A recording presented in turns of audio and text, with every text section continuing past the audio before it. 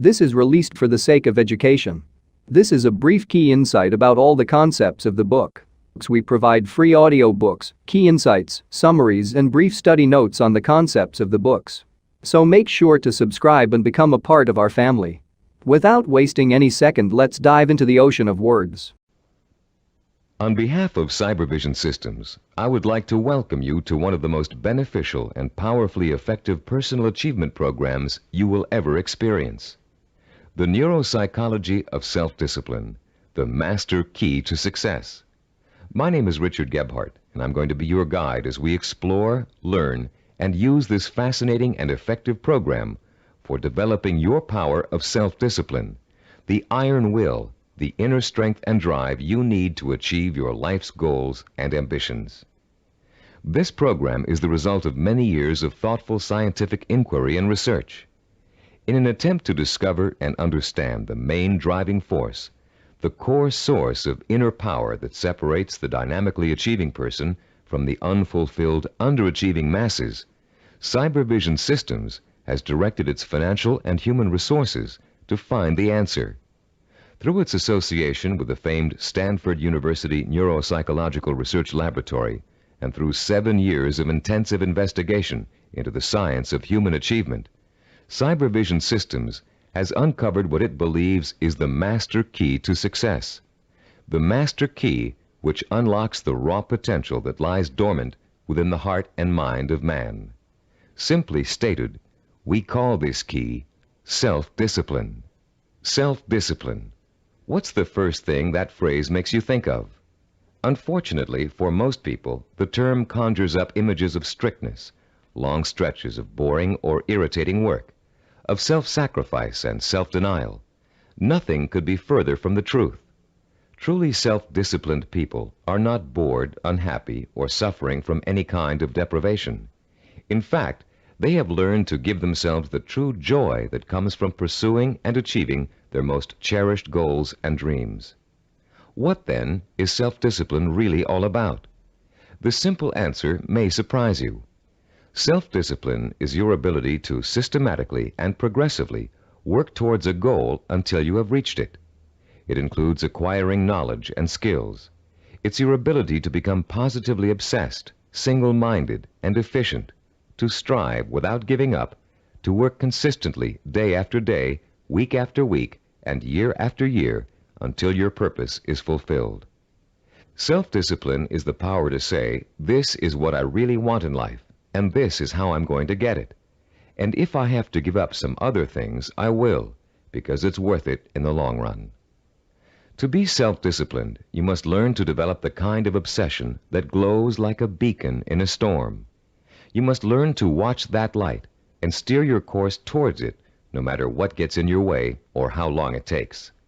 Like a sailor, you must learn to use the skills that will point you in the right direction, and you must keep on using all your knowledge, skill, and energy to stay on course until you have reached your destination. Self-discipline is the single ingredient that makes success possible for anyone who dreams of achieving great things.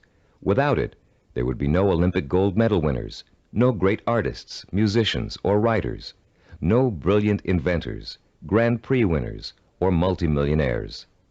Every person who has made an enduring success of his or her life used self-discipline to get there. If self-discipline is so effective, why don't more people have it? Unfortunately, we live in a quick-fix society where old-fashioned effort isn't appreciated. Nearly everyone wants to be an overnight success.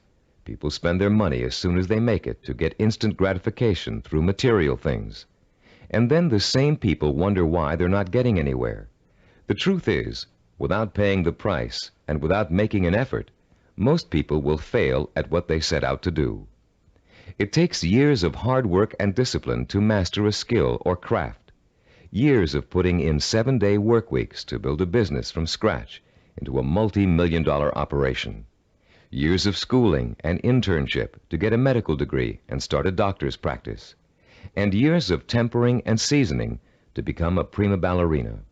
We all greatly admire successful artists, business people, and doctors, among others. But how many of us are willing to put in the years of work it took for these people to get where they are. The late Ray Kroc, the founder and guiding genius behind McDonald's restaurants, told a wonderful story about the contrast between the self-disciplined achiever and the wishful thinker in a speech he gave to MBA candidates at Dartmouth College. He said, "I'm reminded of a story about the great pianist who gave a concert, and at the end a lady rushed up to him and said, 'I'd give anything in the world if I could play like that.' And he said, 'No, you wouldn't.' She could have if she wanted to. Anybody could. I know, as a piano player, that piano playing is mechanical to a great extent. But it's the dedication, the disciplining to practice that makes the difference. And when you're talking about a concert pianist, he has been practicing for years. Years of practice, several hours a day, every single day. Practice, practice, practice, practice. Sacrifice and discipline. That's what it gets down to. And so he said, 'No, you wouldn't,' meaning that what she said she wanted to attain, she wouldn't pay the price to get. To discipline herself to do the studying and practicing required to be a concert pianist.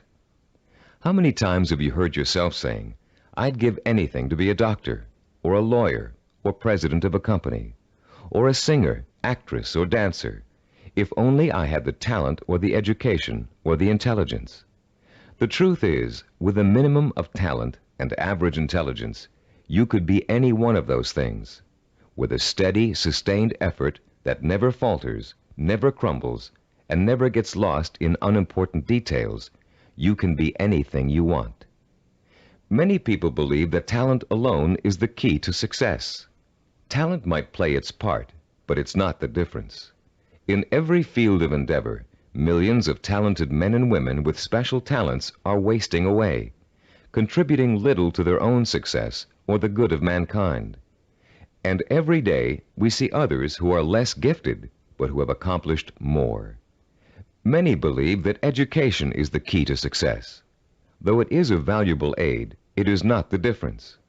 The educated derelict is a common sight, and so is the man or woman who has achieved phenomenal success without the advantage of a formal education. And many believe that intelligence is the key to success. Even though a person with a high degree of intelligence is fortunate and possesses the raw materials to be successful, the relationship between intelligence and accomplishment is something less than balanced. Every day we encounter highly intelligent people who barely get by, and their opposite number, men and women of average intelligence, but superior achievements. The one quality which sets one man apart from another, the one key which lifts one to every aspiration, while others are caught up in the mire of mediocrity, is not talent, formal education, nor intellectual brilliance. It's self-discipline. With self-discipline, all things are possible. It's the closest thing you could have to a wish-granting fairy godmother. Without self-discipline, even the simplest goal can seem like the impossible dream. In America today, the greatest cause of failure is the lack of self-discipline. Lacking self-discipline, millions of American dreams turn to ashes.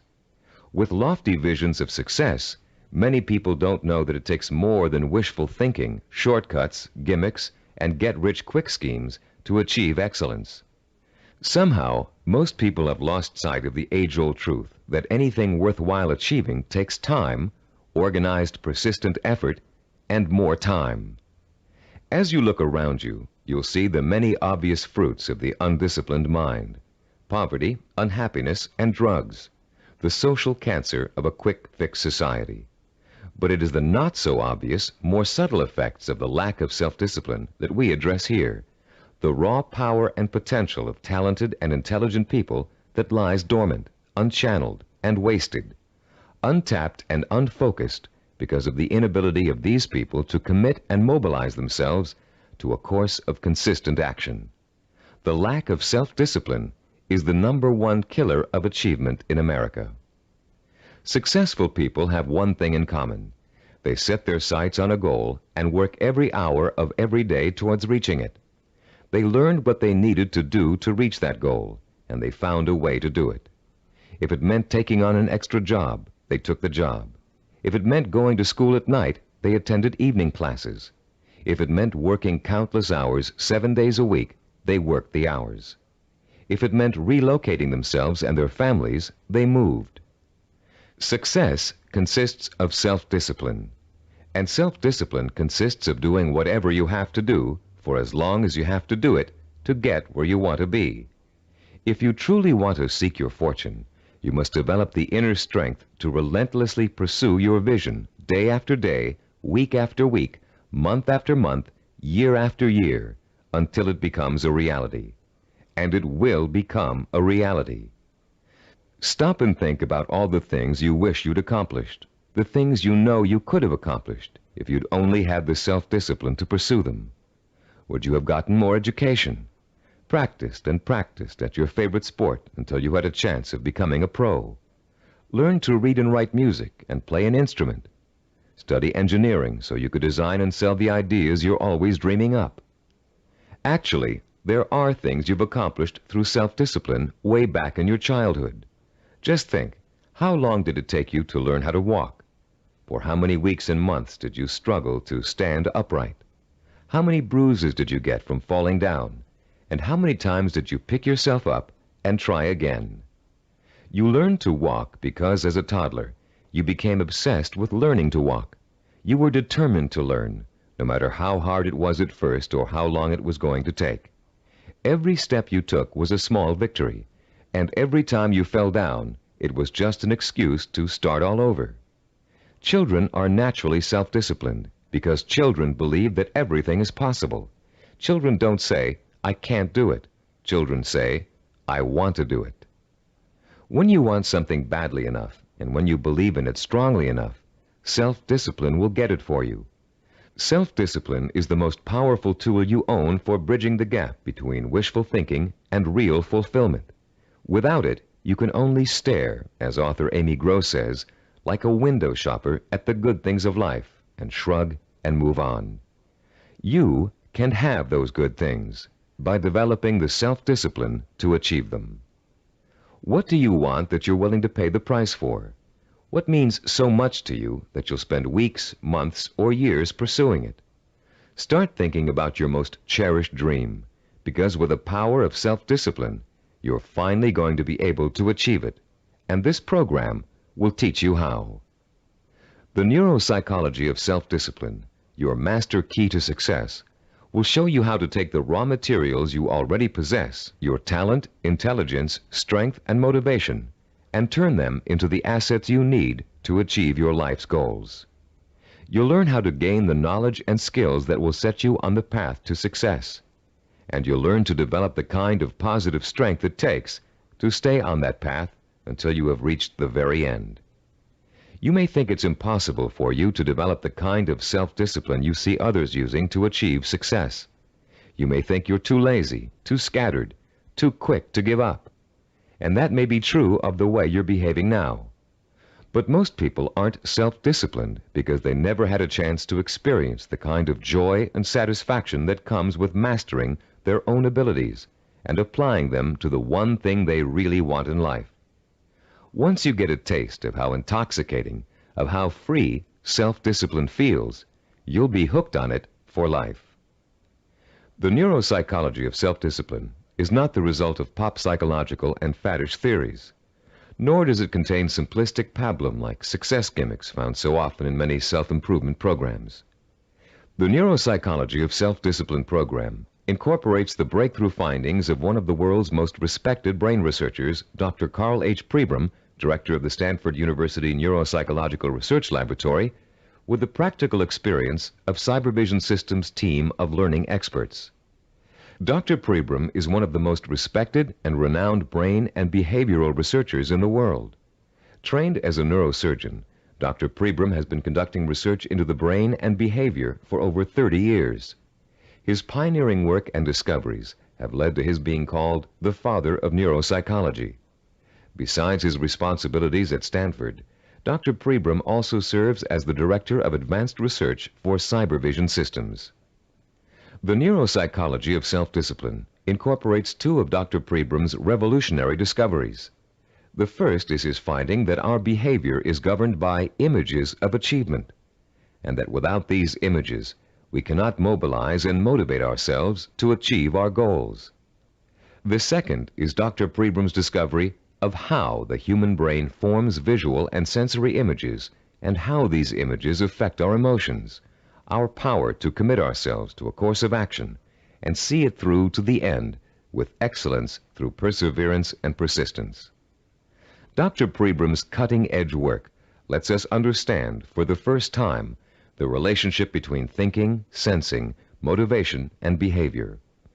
And by collaborating with Dr. Pribram, Cybervision Systems has been able to develop a powerful technology that enables you to harness your own mental processes and motivate yourself to develop the kind of iron will that will carry you through thick and thin to achieve your goals, achieve them well and completely, and enjoy the journey every inch of the way. You don't have to be a scientist to understand, apply, and benefit from these principles. All of the complex research, development, and testing has already been done for you. We've turned Dr. Pribram's research results into a simple but powerful technology anyone can use to learn the beauty and joy of true self-discipline. Your Neuropsychology of Self-Discipline program centers around 3 points of organization. First, in Session 2, you'll be introduced to a description of 10 characteristics of goal-achieving, highly disciplined people. Countless hours of research and interviewing went into gathering this information, all to discover the tools these people used to develop and exercise their powers of self-discipline. These characteristics will become a model or benchmark that you will strive to incorporate into your life. By keeping these characteristics close in mind, you'll have an achievable ideal against which you can measure your own behavior and habits as you strive to acquire and make permanent the skill of self-discipline. The second crucial section of this program is what we call the Knowledge and Information section. In Session 3, you'll be systematically guided through the easy-to-understand and learn principles of Cybervision's power of self-discipline. You'll learn once and for all that the power of self-discipline is the master key to your success. Not only will you learn why, but you'll thoroughly understand, in depth, the power principles of self-discipline. The third, and to you the most important section of the program, is what we call Action and Implementation. In Sessions 4 through 10, you'll begin the actual process of becoming self-disciplined, of developing the core skills that will enable you to achieve anything and everything you desire. You'll start by learning how to determine exactly what it is you want to achieve in your life. You'll then learn how to select role models who have already achieved what you desire to achieve, and learn patterns of success from them. You'll discover how to transform those desires into emotion-provoking imaginary blueprints, sensory images rich in sight, sound, touch, taste, and smell, images that excite and stimulate your emotions. You'll learn how to overcome the poisonous doubt that gnaws deep within you as you dwell and reflect upon your chances for success. You'll learn how to determine the knowledge and skills you need to achieve your desire and how to plan your time so that you can progressively achieve your goal over a sustained period of time. And you'll discover the principles of persistence, how to break through the barriers of time, how to keep going no matter how difficult, painful, or tiring it may be until your dream is realized. Once you have mastered the principles of self-discipline, you'll discover that nothing, literally nothing, is impossible for you. You will feel like a lean, hungry lion who has just been set free from temporary captivity, proud, aggressive, and equipped with the instincts and tools of survival. Included with this program is a personal study guide. It was designed to assist you in mastering the materials and applying the techniques contained in the audio cassettes. Use it well, for it will help you every step of the way in developing the power of self-discipline. Before you go any further with the audio cassettes, please read the introduction in the study guide. Complete the written exercises for this session, Session 1. Then prepare yourself to listen to Session 2 by first reviewing the background information on Session 2 in the study guide.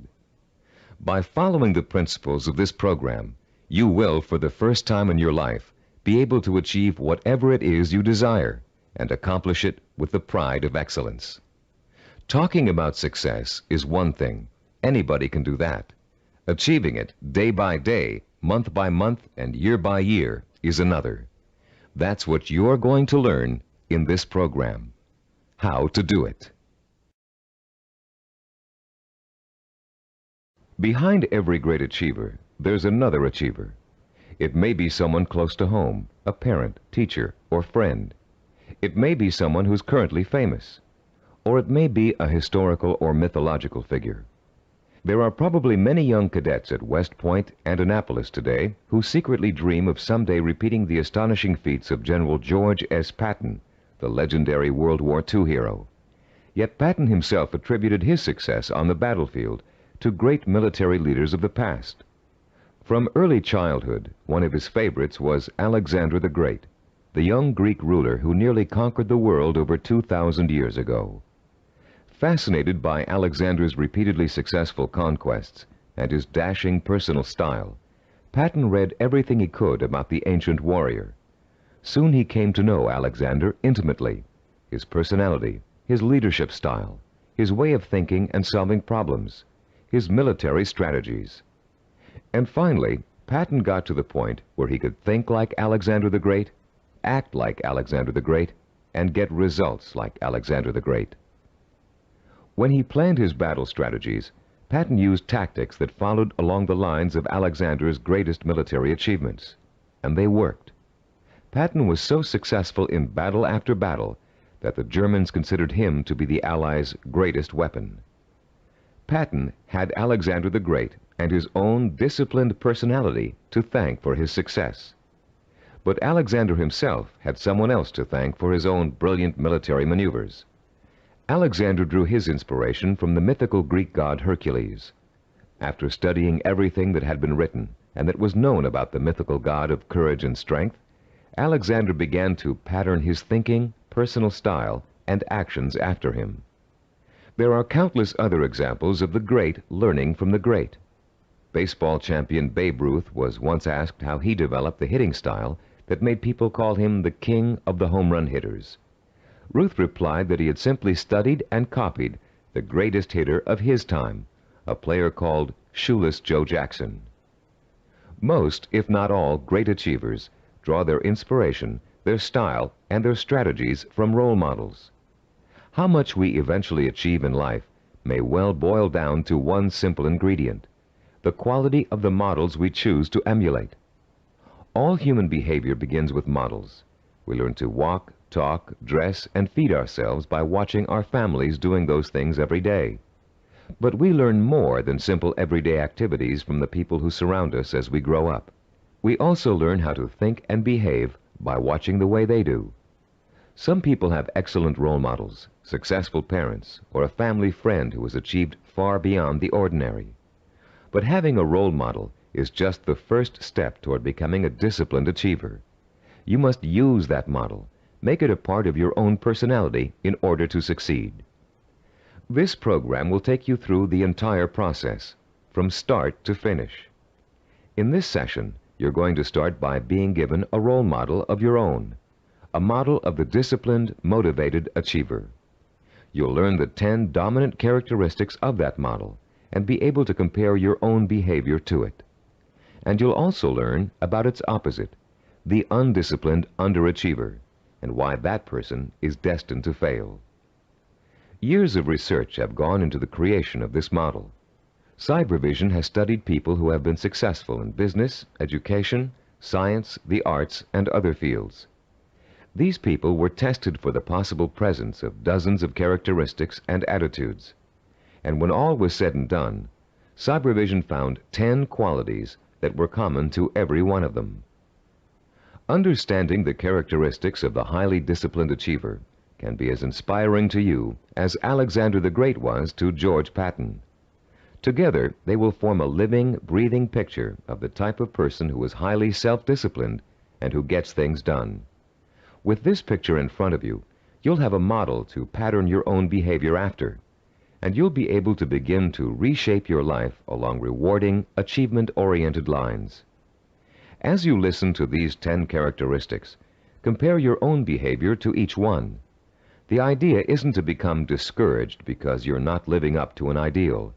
Rather, concentrate on rating your strengths and weaknesses so you'll understand from the beginning what areas you need to work on the most. Recognize that, as a Chinese philosopher once said, the journey of 1,000 miles begins with a single step. You've already taken that first step by acquiring and beginning to use this program. Now, let's discuss the 10 characteristics common among highly disciplined achievers. The first characteristic of a self-disciplined achiever is a strong, well-defined sense of purpose. The self-disciplined person knows precisely what he or she wants and will go for it, even if it means sacrificing other things in life to get it. Take Norwegian explorer Roald Amundsen, for example.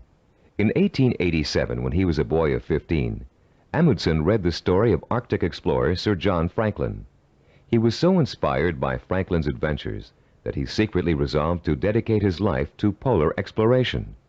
And since no man had yet physically found the South Pole, Amundsen set his sights on being the first. His mother had other ideas. She wanted her son to be a doctor and insisted that he attend medical school. At first, Amundsen gave in, but then, unhappy and frustrated, he quit school, joined an exploration party, and went to sea. Amundsen spent years apprenticing in the treacherous Antarctic. It was hard physical work, and there was a lot to learn. He studied nautical techniques until he became a master sailor, and then he began to organize his own expeditions. 24 years after Amundsen chose his goal, he succeeded in achieving it. In 1911, he became the first man to find the South Pole. Contrast Amundsen's single-minded pursuit with the profile of a person who isn't sure what he or she wants to accomplish. The purposelessness personality drifts through life uncertainly, always searching, never finding. This is the type of person who changes jobs, leaves relationships, and starts projects but never finishes them. It's someone who never stays with anything long enough to become successful at it. People today are becoming more and more afraid of commitments. They're afraid of committing themselves to one career. They're afraid of committing themselves to one relationship. They're even afraid to commit themselves to staying in one place for very long. They talk about leaving their options open. Ironically, these people are very much committed to failure, because without a sense of purpose, they can't apply themselves to any one thing, and without applying themselves, they can never succeed. Look around you, and you'll see 40-year-olds and 50-year-olds who are still jumping from job to job, from relationship to relationship, always searching for an answer somewhere. They'll never find it. The second characteristic of the self-disciplined person is that he or she seeks out and uses positive role models, often called mentors. Patton found and learned from Alexander the Great. Roald Amundsen got his inspiration from Sir John Franklin. To be self-disciplined, you must find a mentor who can inspire you with his or her own example of discipline. This person will instill you with a sense of real possibility, the belief that if he can do it, so can I. The person who has no self-discipline tends to identify with and tries to emulate people whose values are quick fix. The undisciplined think success can be achieved through gimmicks, luck, or who you know. For this reason, they actually distrust and resent the truly successful. They cannot bring themselves to admit that it takes hard work and consistent effort to reach a lifelong goal. Rather than working to get their own lives in order, these people blame their lack of success on bad breaks. They will always have bad breaks until they give themselves a break. The third quality that distinguishes the self-disciplined person is the strength of his or her imagination. Self-disciplined people use a goal-setting technique called sensory vision. Robert Kennedy's immortal words explain it very well. Kennedy, himself a highly disciplined achiever, said, "Some men see things as they are and ask, why? I see things as they could be and ask, why not?" The key to developing this kind of vision is learning to use your imagination in a clear, creative way. Once you've decided on a goal, you must learn to visualize the outcome with strongly detailed, sensory-rich images. You must learn to clearly imagine the rewards of success through sight, sound, touch, taste, and smell. The French have an expression, déjà vu, which means already seen. The self-disciplined, when they reach their goal, have this sense of déjà vu, because they have already been there thousands of times in their imaginations. You can be sure General Patton knew what victory felt like long before he fought his first battle. And for Roald Amundsen, reaching the South Pole must have felt like a homecoming. The great film director Alfred Hitchcock said that the actual process of directing a film was almost anticlimactic for him. By the time production started on each of his films, he had already visualized every single frame and every single camera angle so clearly in his own imagination that making the movie consisted of just going through the motions. Hitchcock began each project with a template of what he wanted clearly and firmly set in mind. Those who lack self-discipline also lack vision. They have only the vaguest images of goals they might, maybe, someday want to achieve. These people are quite capable of creating sensory-rich visions, but unfortunately, they tend to apply those visions to scenarios of failure rather than success. The fourth quality exhibited by the self-disciplined individual is what we call a positive sensory orientation. Achievers dwell on their own past accomplishments as proof of their ability to succeed. They won't admit to failure. In fact, it can truly be said that they don't know the meaning of the word failure. If things don't first turn out as planned, they just chalk it up to experience and keep on working toward their goal. Self-disciplined people are so eager to learn that they feel every bit of life experience just brings them closer to achieving success. They're not afraid to try new approaches if old ones don't work anymore. They never lose sight of their goal, but they're open to more than one way of achieving it. And this kind of positive attitude ensures that they will. Those who lack self-discipline waste precious time and energy dwelling upon past failures. Through a vicious cycle of negative reinforcement, they use those perceived failures as an excuse not to try again in the future. They develop a fear of failure, a fear of making the effort, and failure generates failure. If you're convinced you can't do something, you won't be able to do it. The characteristics we've discussed so far all add up to a quality called self-assurance. The self-disciplined have a strong gut-level belief in themselves and their ability to succeed that is truly unshakable. Deep down in their hearts, they know they can do it, and no one can convince them otherwise. When Christopher Columbus set out to find a new route to the West Indies, Europeans thought he was crazy. The world is flat, they told him. If you sail west, you'll fall off the edge and be devoured by monsters. But Columbus believed the world was round, and he stubbornly applied to every monarch in Europe until he found one who would finance his voyage to what turned out to be the New World. The disciplined achiever is fueled by self-confidence, but the undisciplined are hampered by self-doubt. This foreboding of failure haunts them in everything they attempt to do, and effectively slams the door shut on any possibility they might have of succeeding. The sixth characteristic that self-disciplined people share is their ability to plan and organize. The self-disciplined achiever knows how to take his or her goal and break it down into pieces that can be worked on one at a time. Priorities are set, and the important tasks are tackled at the beginning. This practical, methodical approach is the only way to achieve success, no matter what your endeavor. When Henry Ford designed the Model A, he had a goal in mind. He wanted every American to be able to afford to own a car, his car. But in those days, cars were hand-built, and the time and effort involved in making one resulted in a very expensive price tag. Ford knew he had to find a faster, cheaper way to build cars, so he patiently worked and planned out a radical new idea, the assembly line. Each person on the line would perform just one task, enabling them to perform it quickly, and an entire machine could be assembled in record time. People laughed and said it wouldn't work, but Ford had spent years planning it out in every detail, and it did work. The assembly line became such a success that other industries began to use it as well. One man's careful and patient planning launched a new industrial era. Contrast Henry Ford with the typical man on the street. His attention is scattered, and he's disorganized.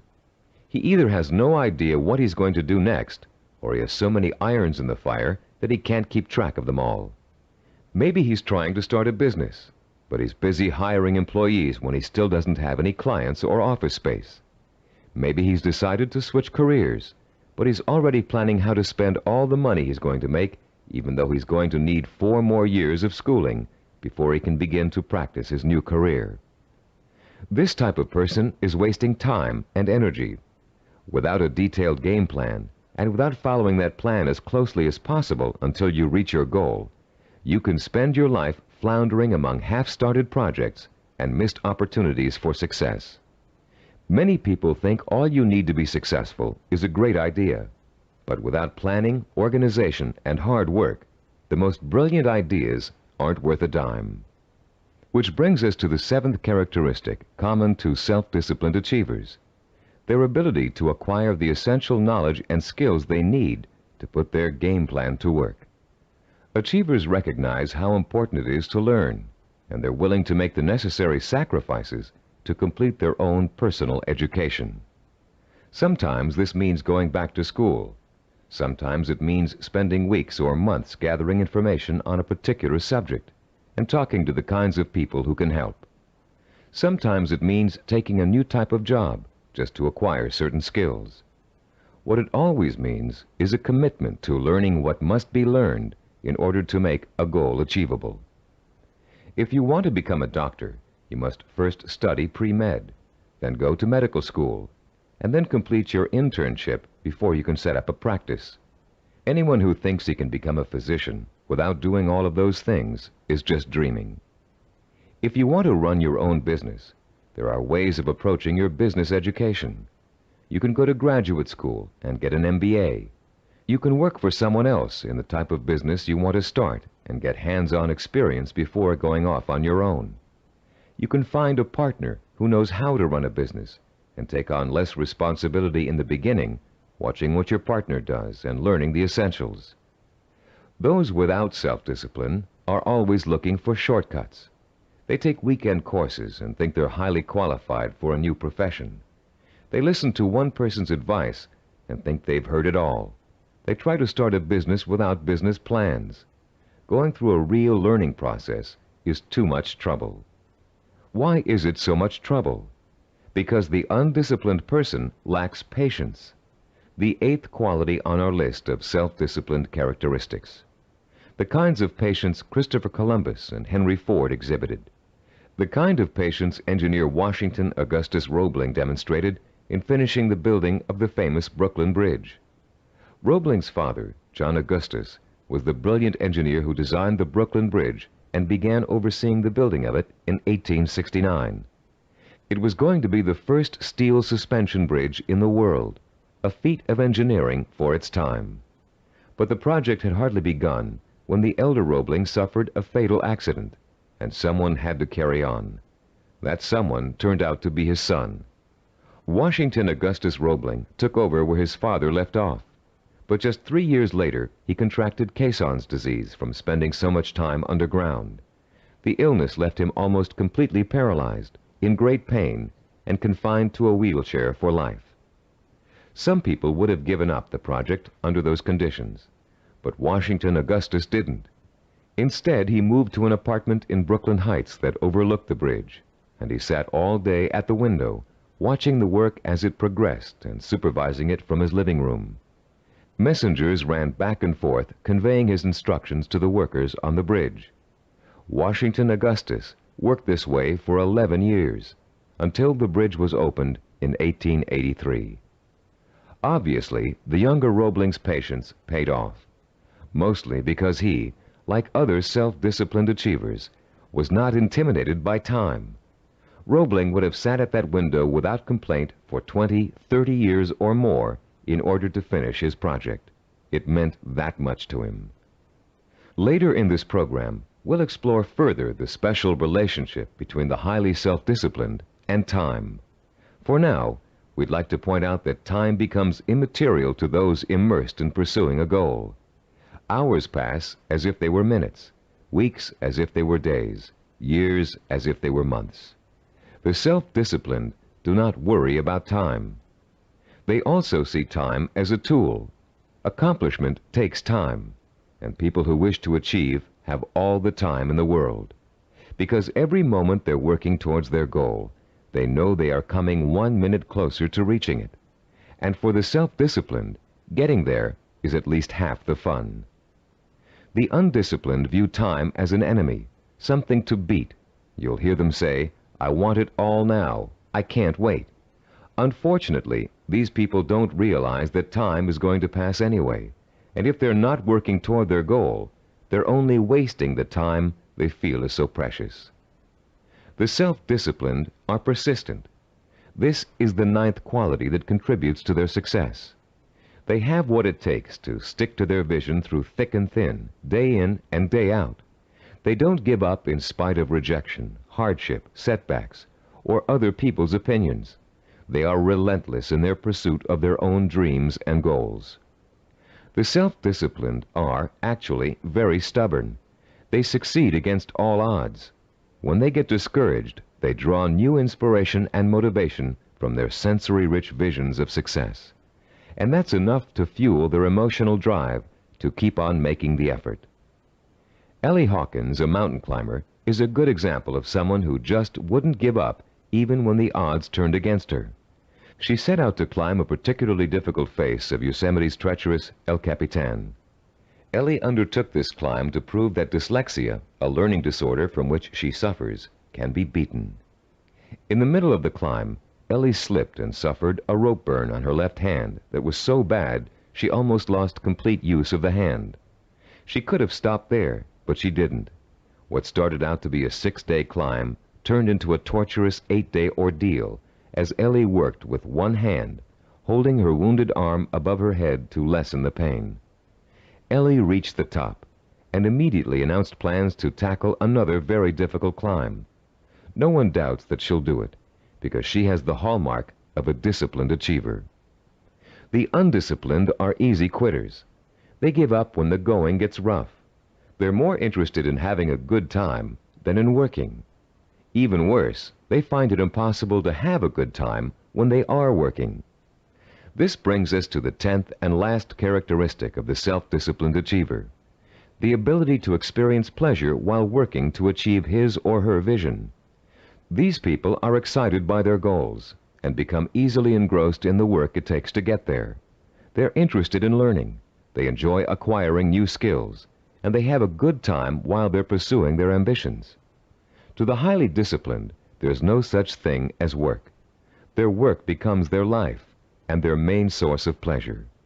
When they become successful, you often hear them say, "I can't believe I'm getting rich doing this. It's so much fun." And most of them would keep doing what they're doing, even if they weren't making money at it. To the undisciplined, work is the stressful, painful, boring part of life that must be tolerated between periods of pleasure. These are the people who live for the weekend, who are willing to work only because it gives them the disposable income they can spend on fun. And these are also the people who don't want to put in overtime or take work home unless they're being paid extra for it. If taking on more work will only get them a promotion or a crack at a better job, they won't do it. Now that we've identified the 10 qualities common to all self-disciplined achievers, we'd like you to begin comparing yourself against the model characteristics we just discussed. This self-assessment will give you a good idea of your own strengths and weaknesses. After you've finished listening to this session, turn to page 11 of your study guide and follow the instructions for using the personal assessment form you'll find there. Let's summarize the characteristics of self-disciplined achievers. First, they have a strong, well-defined sense of purpose. They know what they want. Second, they seek out positive role models for inspiration and learning. Third, they use sensory-rich visions and a vivid imagination to set the stage for their own achievement. Fourth, they have a positive sensory orientation. They expect to succeed rather than fail. Fifth, they have a deep-rooted belief in their ability to achieve. They are immeasurably self-assured. Sixth, They have the ability to plan and organize. They can break down what they want to achieve into manageable steps and set priorities that let them accomplish the most important things first. Seventh, they know how and when to acquire essential knowledge and skills. They're not intimidated by the thought of having to learn something new. Eighth, they have patience. The passing of time doesn't bother them. They'll keep working toward their goal for as long as it takes. Ninth, they persevere. They're stubborn, and they don't give up, even when the going gets rough. 10th, they view work as pleasure, because work is bringing them closer and closer to the realization of the goal that will be their final reward. Turn off the tape now and score yourself on the personal assessment form. When you're done, turn the tape back on.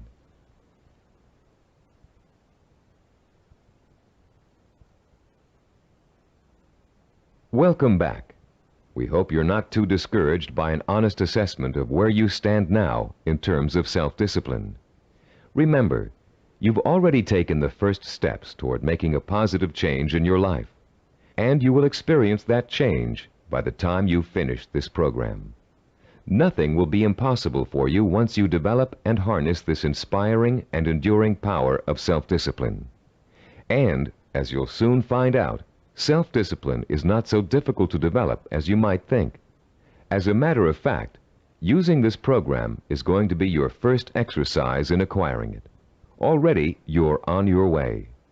In the next session, we'll explore the power behind the characteristics we've just discussed. You'll learn why they're so important in developing self-discipline and what they can do for you once you have them. And you'll be further along the road toward understanding and developing the one characteristic that will give you the power of success. After completing Session 2, you should now have a clear picture of your strengths and weaknesses as compared to the model of the self-disciplined achiever. Perhaps for the first time in your life, you're able to objectively see which of your attitudes and behaviors have been acting as barriers to developing the kind of self-discipline that will enable you to achieve your dreams and ambitions. Now that you have a better understanding of the 10 characteristics of the self-disciplined achiever, we're going to provide you with a scientific foundation for Cybervision's unique self-discipline program. In this session, you'll learn how recent scientific discoveries have made it possible for you to acquire, harness, and focus the power of self-discipline, the power to achieve whatever your mind and heart are set on achieving. That power is what sets achievers apart from the mass of ordinary people, people described by American philosopher and writer Henry David Thoreau as leading lives of quiet desperation. That power is what drove great achievers like Dr. Jonas Salk, Ludwig van Beethoven, Albert Einstein, and Mahatma Gandhi. But what does that power consist of? What is the force that motivates high achievers to sustain a long-term effort that might take 10 years, 20 years, or a lifetime to achieve? More importantly, if we can define and isolate such a force, how can you or I tap into it? The force exists, and it has a scientific basis. By the time you've completed the Neuropsychology of Self-Discipline, you'll understand its origins, its strength, and its power. And you'll be armed with all the tools you need to stay in touch with that force in order to accomplish anything you set out to do. There are many self-improvement programs that, like crash diets, offer good short-term results but stop working after a few days or weeks. These programs tend to rely on one of 3 kinds of motivation. The first is evangelical. A powerful orator, we'll call him Speaker X, comes to town with promises to increase motivation and production after a single seminar or series of seminars. Perhaps your boss encourages you and your coworkers to go. Perhaps he even purchases a block of tickets. Meeting night arrives, you attend, and the speaker is indeed inspirational, as are the bells and whistles and songs and slogans that accompany him.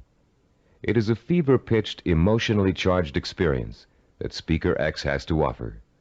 As he exhorts you to live up to your enormous potential, to work harder, better, and more enthusiastically, to use your talents, to use your mind, you feel power welling up inside you, and the people around you are feeling the same kind of power inside them. Yes, you're all saying, we can be more productive, we can have a better attitude, we can get ahead if we want to. The very air becomes charged with mass enthusiasm. The next day, you're at your desk a half hour early, and you work a half hour past normal quitting time. The same thing happens the day after. You start planning new ways to accomplish your work more effectively. You're feeling happier about the work you're doing. And for the next few weeks, it looks like you're getting more work done in less time than you ever have before. But soon, your enthusiasm begins to fade, and your pace starts to slow down. Even if you have the audio tapes of the speech, it's hard to recapture and sustain the original emotion you felt in the presence of an inspired speaker. And of course, you no longer have the kind of group excitement and energy you experienced the first time around. You're getting tired and bored. Your boss sees productivity fall after an artificial peak, and sure enough, when the next motivational speaker comes through town, we'll call him Speaker Y, there's the boss with another block of tickets in hand. This evangelical form of motivation may get short-term results, but it creates an unhealthy dependence on external hype. It's like a drug addiction. You need more and more of an artificial stimulant to reach the same level of false well-being. When you get your shot of motivation, you become enthusiastic and energetic. When the shot wears off, you get sluggish and lethargic. The same problem exists with the second major motivational tool that most self-improvement programs rely on: external rewards, like money, prizes, bonuses for reaching quotas. These are essentially pats on the head from the boss, often desirable pats, but still pats on the head, signals that you've pleased someone else. This method works very well on children. Unfortunately, it tends to create a childlike dependence on outside rewards, even in adults. Like evangelical speakers, this carrot and stick approach produces only short-term results. External rewards do not increase individual commitment, and most people tend to adapt to them quickly, soon expecting bonuses as a matter of course, and not because they performed above and beyond the call of duty. Rewards are manipulative. People who give them out are always asking themselves, how can I motivate my staff? The truth is, to be truly effective in the long term, motivation must come from within. The third classic motivational tool is a familiar one: fear. Humorists Carl Reiner and Mel Brooks created a comedy album in the early 60s in which Reiner, as a journalist, interviews Brooks, who plays a 2,000-year-old man. Eager to know about life in the distant past, Reiner asks Brooks, what was the major form of transportation in those days? Brooks replies, fear. Fear transported you. Reiner is puzzled. Fear, he asks? Brooks responds, yeah, fear. You see, an animal would growl, and you would go 2 miles in a minute. It's true, fear is a great motivator. If you don't perform, something undesirable happens. You lose your job. There go the house payments, the car payments, the kids' college tuition, and so on. As the mental dominoes fall, you're motivated to keep performing. But while fear may bring short-term results, it also brings resentment and rapid burnout. It doesn't take long before you're angry at the system that's keeping you going. And anger makes you less productive, which increases your fear. It becomes a vicious cycle with an unpleasant ending. It should be pretty clear by now that these motivational systems aren't motivational at all. Each of them relies on an external stimulus and an artificial situation. And each relies on an initial burst of emotion that fades rapidly when the new situation becomes habitual. You may have tried several of these motivational or goal-setting programs in the past. Perhaps they even contributed to your sense of self-awareness. If so, you've no doubt learned that self-awareness alone is not sufficient to motivate change. It's easy to identify self-defeating behaviors. It's easy to plan strategies for eliminating them. It's easy to turn over a new leaf, but it's very difficult to sustain change for a long enough period of time for your new behavior to become as ingrained in your character as your bad habits were in the past. Having a roadmap is not enough. You need fuel. The key to developing self-discipline, the power to persistently pursue a long-term goal without giving up until the goal is achieved, is the fuel of internal motivation. It would be nice if we were all born with the patience, drive, and skill it takes to achieve any long-range goal or complete any long-term project, but we're not. Self-discipline is a learned behavior. Years of research at major American universities, primarily California's Stanford University, have proved it. And Cybervision's own research into the latest learning theories of behavioral scientists have confirmed that self-discipline is an acquired characteristic with a basis in behavioral science. The Neuropsychology of Self-Discipline has been developed according to materials gathered from two major sources. Our information comes from our own research into the way human beings learn, and from the revolutionary discoveries about the structure and organization of the human brain made by Dr. Karl Pribram. Head of Stanford University's Neuropsychology Research Laboratory, Dr. Pribram is one of the most respected brain scientists in the world. Trained as a neurosurgeon, his research into brain function led to a deep interest in the behavioral sciences. His pioneering work in both of these areas led to the fusion of the two into the science of neuropsychology. As a neuropsychologist, Dr. Pribram studies how the nervous system and its component parts affects human behavior. Those studies have led to two revolutionary discoveries. The Neuropsychology of Self-Discipline incorporates both of them. The first of Dr. Pribram's discoveries explains how the human brain forms visual and sensory images, and how those images affect our minds, our bodies, and our behavior. The second discovery is that our behavior is governed by images of achievement, neuronal blueprints of the skills and actions that determine our success or failure in the achievement of our goals. Let's discuss how each of these scientific discoveries leads us to understand the power and the origins of self-discipline. Many scientists and psychologists have believed for years that the human brain barely distinguishes a real experience from an imagined one. Best-selling self-help books like Psycho-Cybernetics, Think and Grow Rich, and others have used this belief as their foundation for motivation and change. This idea has also been the cornerstone belief of people involved in metaphysics and the human potential movement.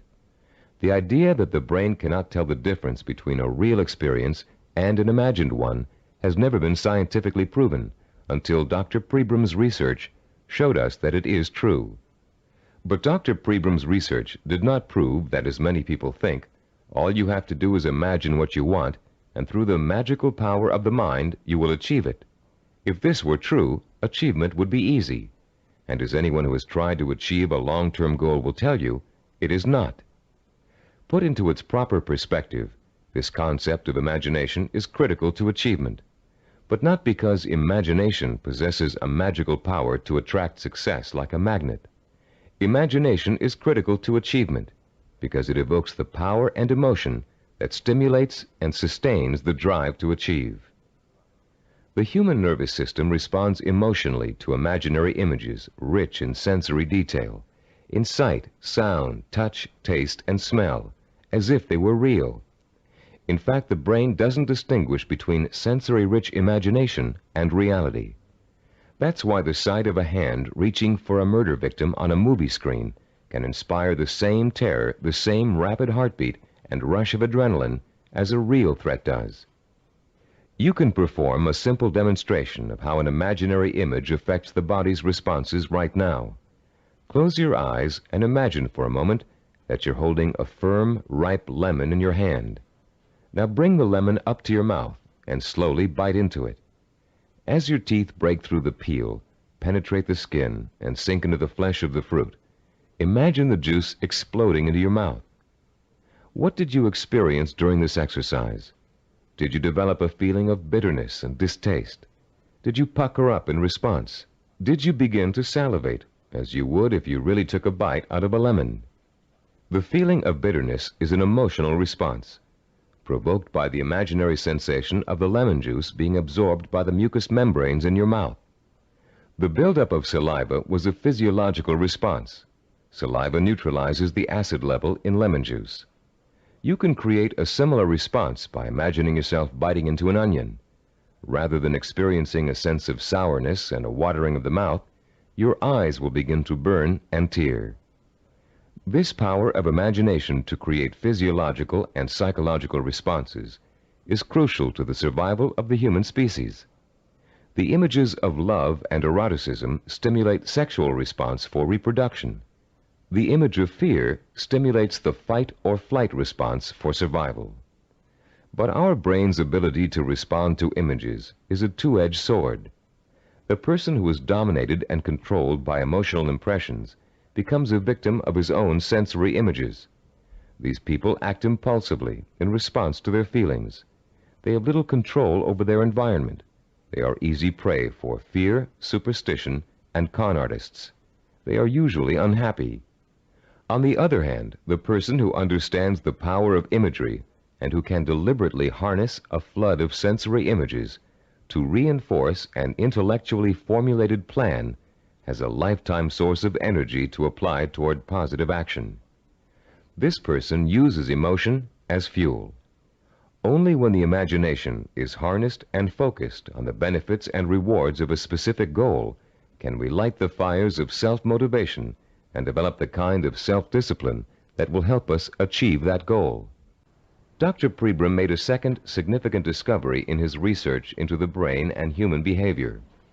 He found that all of our actions are governed and driven by what he calls an image of achievement.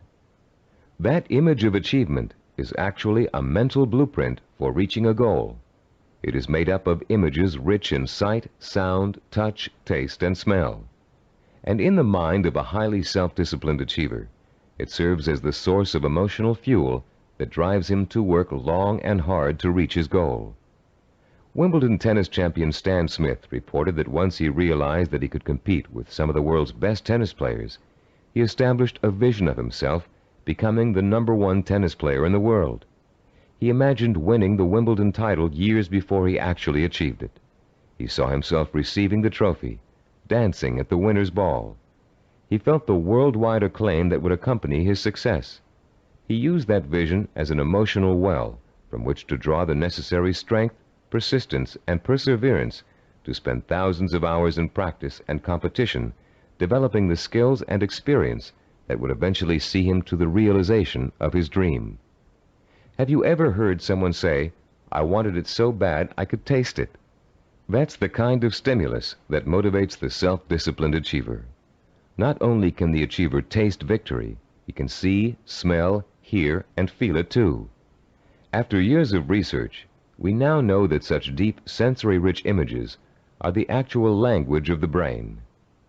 Although it is actually far more complex, the brain can be compared to a computer. Computers, also referred to as hardware, can do nothing by themselves. They are simply the vehicles for programs called software that tell the computers what to do. Think of the brain as hardware and the imagination, images of achievement, as software. Images of achievement tell your brain what to think, which in turn tells you how to act.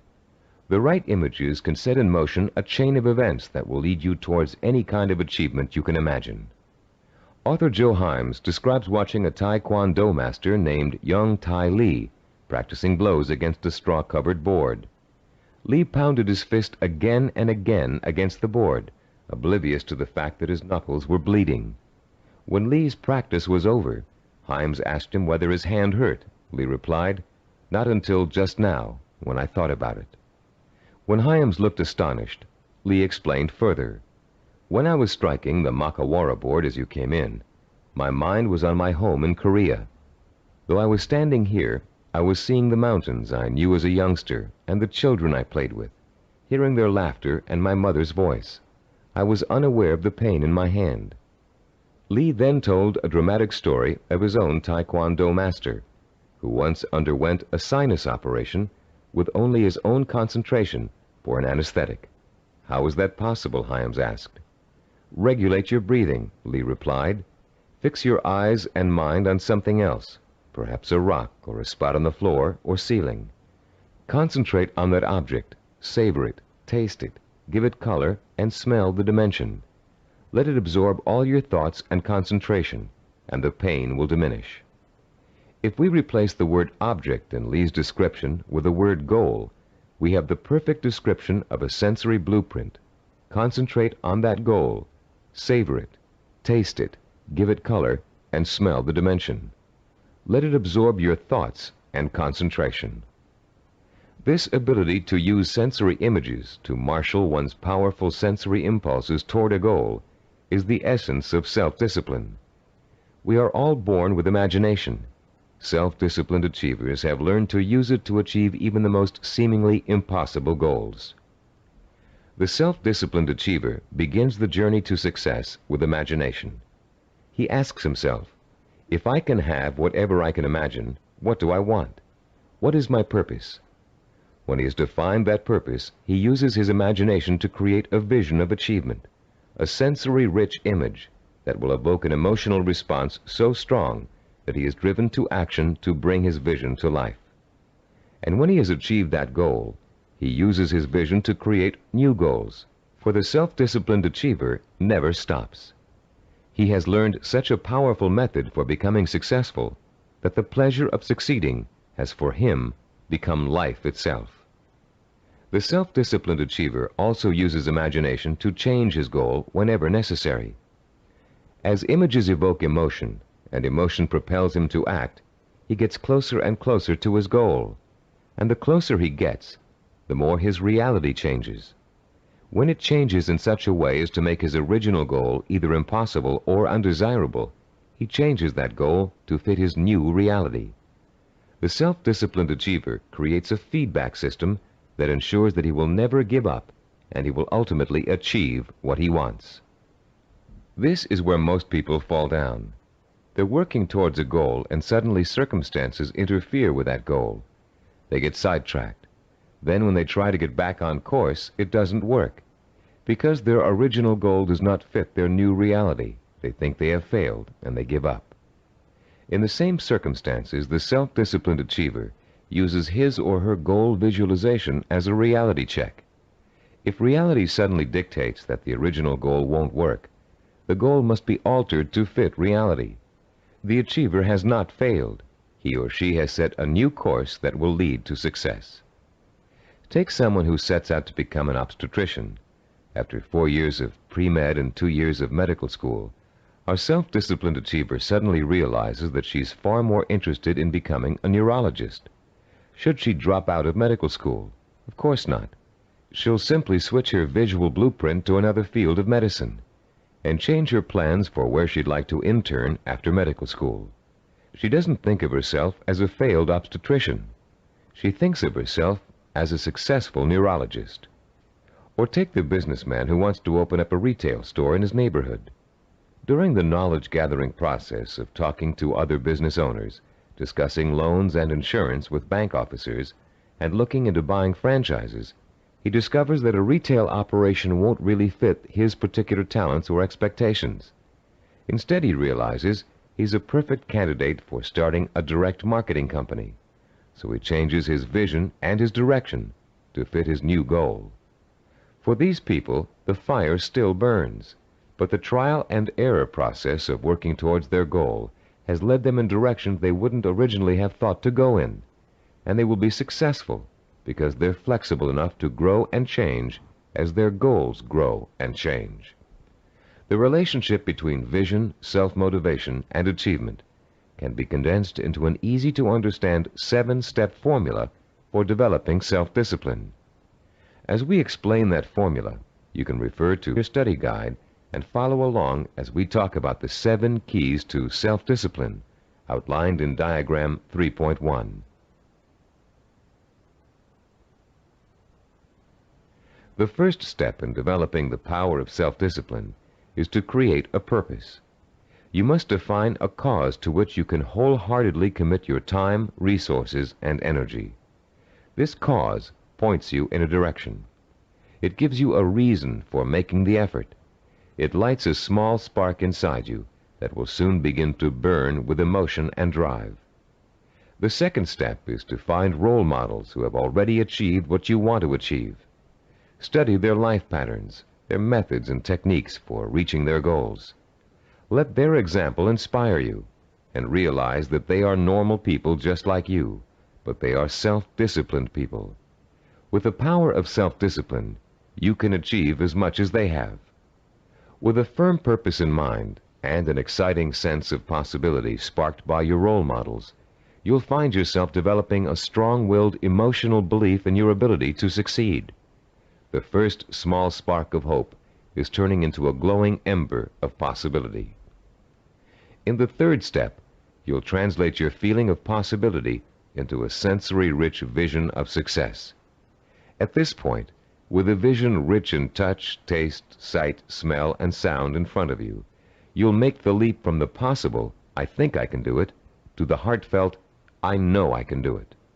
Your vision and your belief will fan the embers of conviction until they burst into a flame of emotion that incites you to action. This all-encompassing flame of emotion is the fourth step of the formula. It is what gives you the energy, the creative power, and the desire to single-mindedly see your vision through to its successful completion. Motion is the root word for emotion. The original meaning of the word emotion is, in fact, a moving, a stirring, an agitation, which is precisely what happens when belief in your goal catches fire. The fifth step in our formula is planning, the first bit of action inspired by your emotion.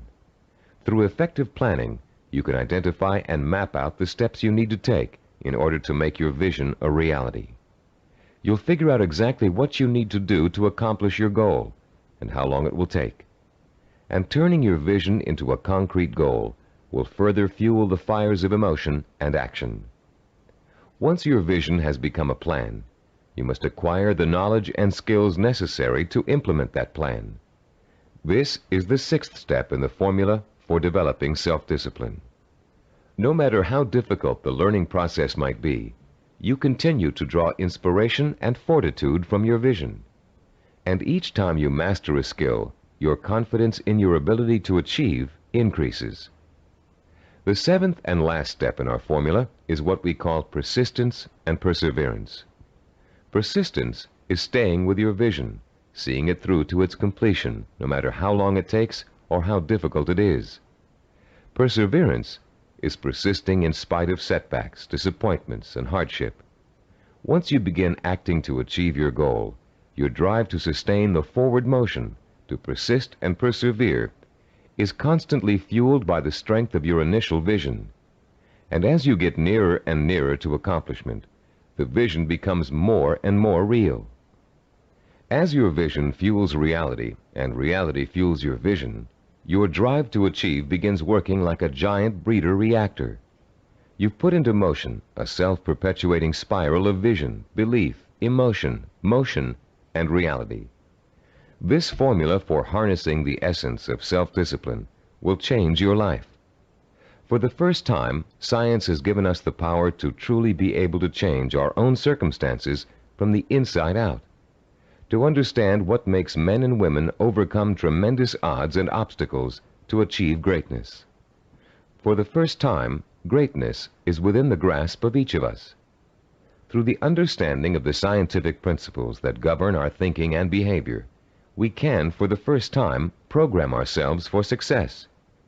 In the next session, you'll begin to put the principles you've just learned into action. You'll learn a powerful sensory exercise which will let you determine your true goal. And once you've taken that vital first step, you can begin the exciting journey of action that will propel you towards the ultimate achievement of your heart's desire. At a recent workshop based on the neuropsychology of achievement, Cybervision President Steve DeVore was asked an interesting question by a young corporate product manager. Mr. DeVore had been outlining the principles of goal setting when the product manager said, "You know, there's one problem I haven't yet solved. We talk about opportunities and goals, but there are so many opportunities to choose from, so many different directions we can go. How do you figure out exactly what you want to go for? How do you focus in on one choice among so many?" This session addresses that very problem, the problem of finding a purpose, and it isn't always easy. We live in a free society filled with opportunities for anyone who wants to take advantage of them.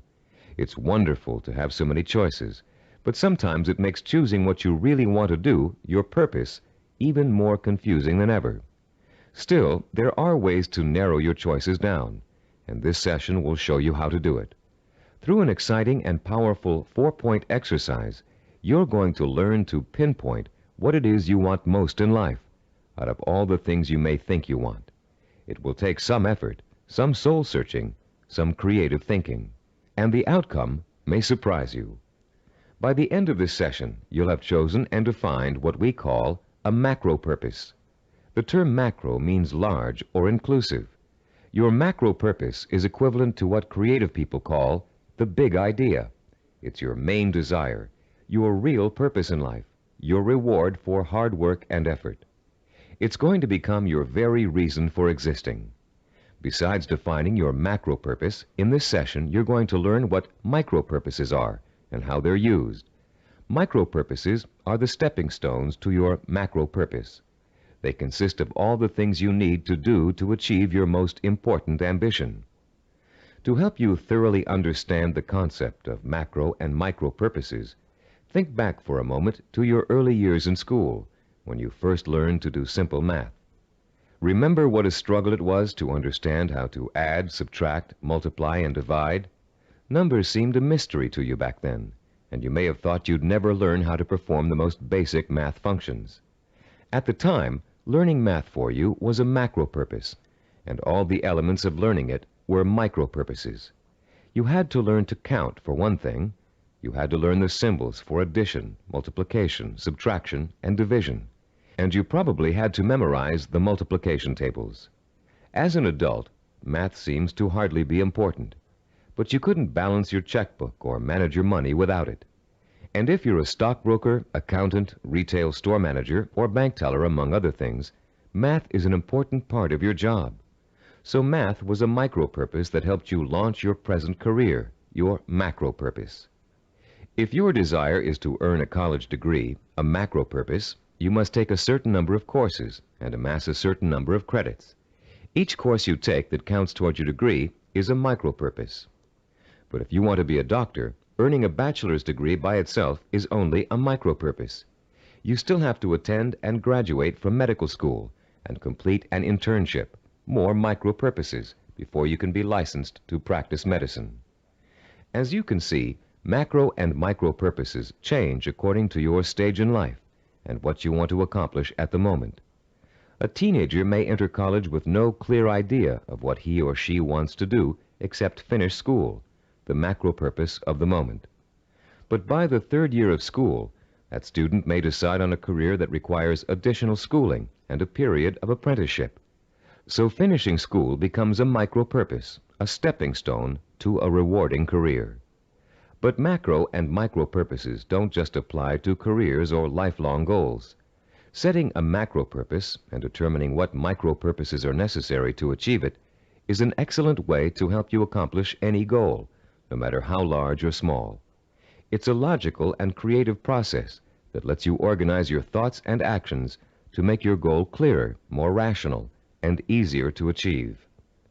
Just imagine for a moment that you're stranded alone in the wilderness on a freezing winter day. It's late afternoon, and there's no hope of rescue before the next morning. Somehow, you have to figure out a way to survive the bitter cold night, your macro purpose. Your micro purpose is keeping warm, and right off the bat you can think of 3 ways to do this. The first is to put on some more warm clothes, but you don't have any, so that choice is out. The second is to find shelter, but there's none in sight, and you don't have the time or the tools to build anything before nightfall. The third is to light a fire and keep it going through the night. Since the woods around you are filled with dry logs and kindling, this looks like a real possibility. But you don't have any matches, and as for rubbing 2 sticks together to start a fire, it never worked when you were a child, and you doubt that it will work now. There has to be another way.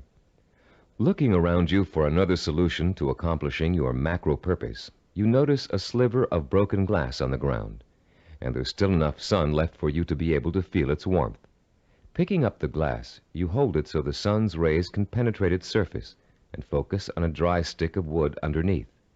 In 10 minutes, the stick is burning. But your ordeal isn't over. After the fire is lit, you have to gather enough logs and kindling to last through the night. Another micro-purpose. And then you have to force yourself to stay awake all or most of the night to make sure the fire doesn't go out. In the course of this harrowing experience, you've chosen a macro-purpose, staying alive, and defined all the micro-purposes that went into it. And if you succeeded in accomplishing all of the micro-purposes, you also achieved your macro-purpose. You survived. Defining your life's purpose and the steps you must take to achieve it may not be a life and death matter, but the principle works the same way. By the time this session is over, you'll have a macro-purpose, a clear understanding of what to focus your energy, talent, and intelligence on. And you'll be able to light your own inner fire and feed it with a life-enriching, emotionally compelling purpose. And purpose, as we've noted, is the starting point from which self-discipline and achievement spring. Your first step in determining your macro-purpose involves something everybody loves to do: play. You've already learned how important enjoying work is to the highly self-disciplined. To these achievers, work and pleasure are synonymous. Now you're going to get a taste of how easily this can happen. For the next few minutes, I'm going to ask you to work and play as you engage in a process called limitless wishing. Start by closing your eyes and relaxing. Imagine that you're on a beautiful, deserted beach, walking barefoot in the sand. A soft breeze is keeping you cool, and you're enjoying the sound of the waves splashing rhythmically against the shore. As you stroll along the water's edge, you see an object in the near distance that's half buried in the wet sand.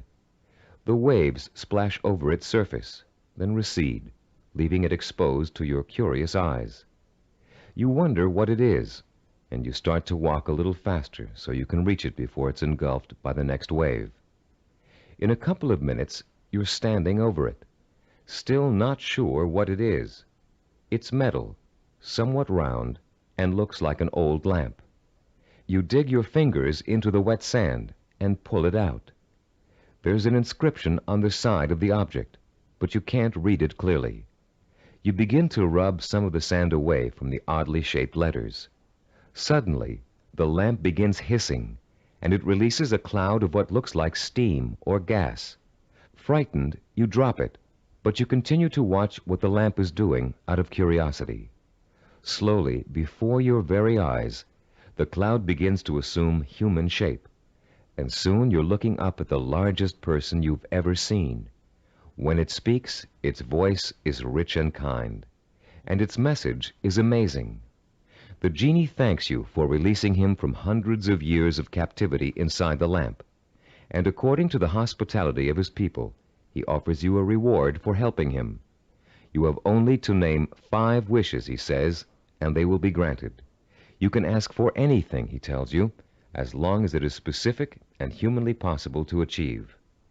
At first, you refuse his offer, but as he continues urging you to accept, you begin to realize that no, you aren't dreaming, and yes, you really can have your 5 wishes.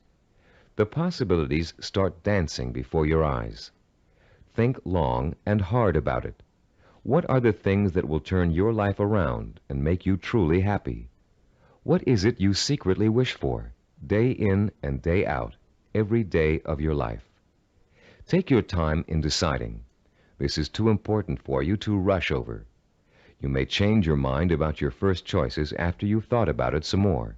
When you do make your final selections, write each one down in the space provided on page 18 in your study guide. Start each wish with the term, I want, and write it in clear, specific language in the present tense. Turn your tape off now and decide what you will wish for.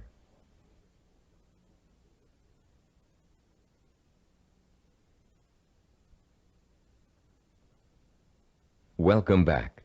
You now have in front of you a list of 5 wishes that your mind and heart told you are the most important things in life to you. Now, with a little imagination, you're going to create a scenario in which each of these wishes is fulfilled. This second step of our 4-part process is called wishful imagining. Close your eyes again and picture, in as much detail as possible, that your first wish has come true. If you wished for a great deal of money, imagine how your life has changed now that you've gotten it. Imagine the kind of house you're living in, the kind of car you're driving, the kind of clothes you're wearing, and what you're eating for breakfast and dinner. Maybe you've got a private plane or a swimming pool, a new career, new friends, or the same friends you have now, but with a new attitude toward you. Try to imagine that you're having dinner or drinks with your best friend, and you're explaining to that friend how your new life feels. This is a friend you trust completely, so you can say anything, positive or negative. Really imagine you're there, in the restaurant or bar, being served food or drinks, with people talking around you and soft music in the background. Imagine what you look like. Are you younger, thinner, better dressed? Is your friend looking envious? Picture every single detail, down to the season, the location, the restaurant, the plates and glasses on the table. Repeat this process for every one of the 5 wishes you wrote down. And as you imagine each one coming true, pay attention to your emotional response. Are some wishes easier to imagine than others? Did 1 or 2 really make your pulse quicken with excitement? Are there any that felt particularly comfortable, as if you could just walk right into the scenario and feel at home? Which one seemed to draw you in like a magnet? There will be one wish that unmistakably evokes the greatest emotional response in you. That wish will be your final choice, and you'll be ready to proceed to the 3rd step in defining your purpose, the step we call creative biography. When truly accomplished people pass away, they've generally left behind a legacy of achievement in art, finance, politics, or the social sciences. Biographers and historians then catalog those achievements so others can read about them for inspiration. For example, here's the entry on a man named Thomas Arnold from the Britannica Junior Encyclopedia. The text of this biography also appears in your study guide on page 18. The biography reads as follows: Thomas Arnold, 1795 to 1842. Some people are loved without being respected, and others respected without being loved. Arnold of Rugby was loved by many, respected and admired by everyone who knew him. Born at Cowes, Isle of Wight, this great headmaster and scholar was educated at Winchester and at Oxford in England, where he distinguished himself in classics and history. He left Oxford in 1819, and after 9 years of study and writing was elected headmaster of Rugby School. His powerful personality set its mark on the school from the first, and made it great in a new sense. He was very religious, and he inspired his boys with new and more serious ideals of scholarship and life. He found time, too, during the 14 years of his headmastership, to publish sermons, an edition of the Greek historian Thucydides, and a history of Rome. In 1841, he was appointed professor of modern history at Oxford, but died the following year. He was buried in Rugby Chapel, and his son Matthew wrote a beautiful elegy about him on that occasion. Arnold was too forthright to be tactful in his dealings with boys or indeed with grown-ups, but he always won their respect, and often their love, by his high-minded attitude toward life and its responsibilities.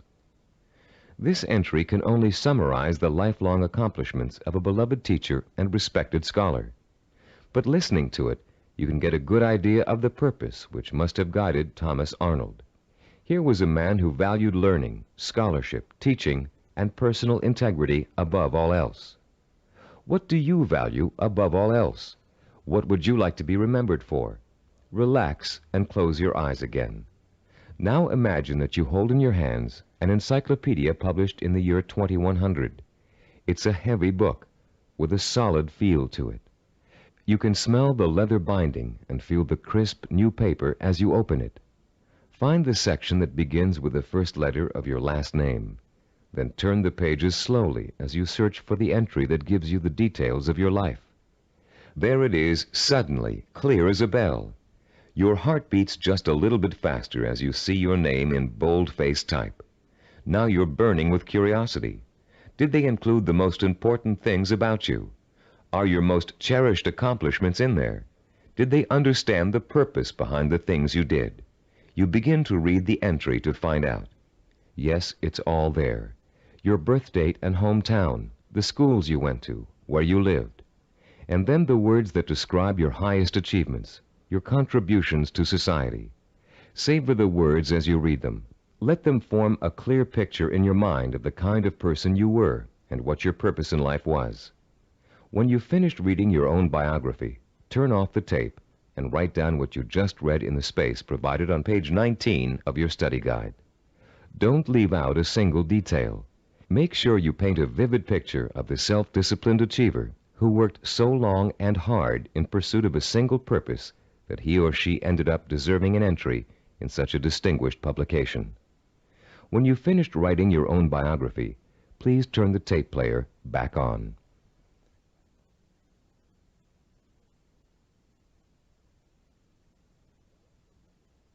Welcome back. Now that you've completed the limitless wishing, wishful imagining, and creative biography exercises, a clear pattern should be emerging. You should now be able to answer the question, what do I, deep in my heart, really want to do? What is my purpose in life? Your fourth step in determining your purpose is writing this, the answer to that all-important question, down. You're now going to compose a personal statement of purpose. But before you do it for yourself, imagine that you're going to do it for someone else, a famous historical figure, for instance. Try George Washington. What do you think his statement of purpose might say? After all, he accomplished a great deal, not the least of which was becoming the first president of the United States. But George Washington never actually intended to become the first president. He was elected because of the kind of purpose he really had. A purpose statement for George Washington might read, I would like to use all my strength, courage, knowledge, and resources to secure liberty and freedom for all my fellow colonists. George Washington was a great statesman and public servant, but there are other kinds of achievers. Amelia Earhart, for example. Even in childhood, she had a definite purpose in mind. It was not to be a famous woman aviator. That came later, as a natural outcome of what she really wanted to do. Amelia Earhart's purpose statement, composed when she was still a child, said, When I grow up, I'm going to have adventures and show the world that women can be as heroic as well as men. A purpose statement can be as general as you want it to be. It can speak of heroism, freedom, social changes, adventure. It's meant to act as a focusing tool, not an actual blueprint for achieving it. You'll learn how to do that later in this program. Turn to page 20 in your study guide and compose your personal statement of purpose. Turn off the tape now while you do it.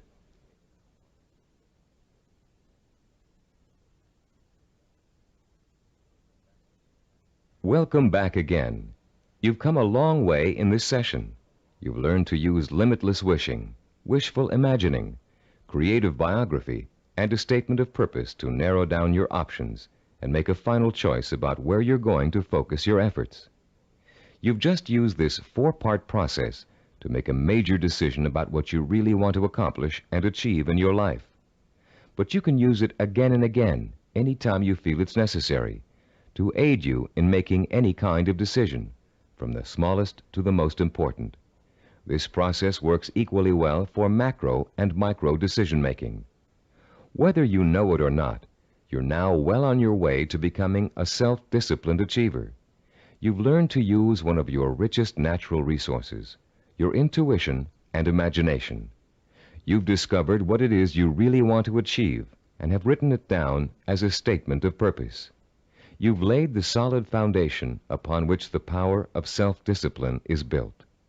We'd like to congratulate you on what you've already accomplished. In our next session, you're going to learn how role models can inspire and teach you to achieve your lifelong ambition. In Homer's The Odyssey, one of the oldest surviving epic poems in the world, there is a character named Mentor. A wise and practical man, Mentor kept everything running smoothly at home, while Odysseus, the hero of the tale, went off for 10 years to have adventures. Mentor played his role so well and gave such wise and true advice that his name has become part of the English language as a representation of what he stood for. The American Heritage Dictionary defines a mentor as a wise and trusted counselor or teacher. This session is about mentors. Few achievers can ever reach their goals without them. Mentors provide you with the kind of inspiration, motivation, and example that can make the difference between achievement and failure. Mentors help you to develop the belief that anything is possible. And mentors allow you to learn through modeling, that is, emulating the person you'd like to be. In ancient civilizations, mentors were revered. In the 18th century BC, there lived a wise Babylonian king named Hammurabi. One of his greatest achievements was developing and drafting mankind's first set of civilized laws, known today as the Code of Hammurabi. This king was so wise that one of his laws required all men of learning and craftsmanship to pass on their knowledge and skills to the young through examples their students could follow. Hammurabi realized that without modeling, no civilization would last very long. There have been many changes in the past 3,800 years, but one thing has remained the same. Without modeling, learning and achievement are not possible. It is a rare person who can forge a new path in society without consciously or unconsciously imitating someone that came before him. It is a rare artist who develops a new style without first having worked in the style of a master he or she has always admired. But actual skills aren't the only thing you learn through modeling. Values, attitudes, and behaviors are also passed on from mentors to students. And whether you realize it or not, you've been a student of behavior all your life. As an infant, your eager mind quickly grasped everything that was going on around you. You watched and later imitated what your parents, siblings, friends, and teachers were doing.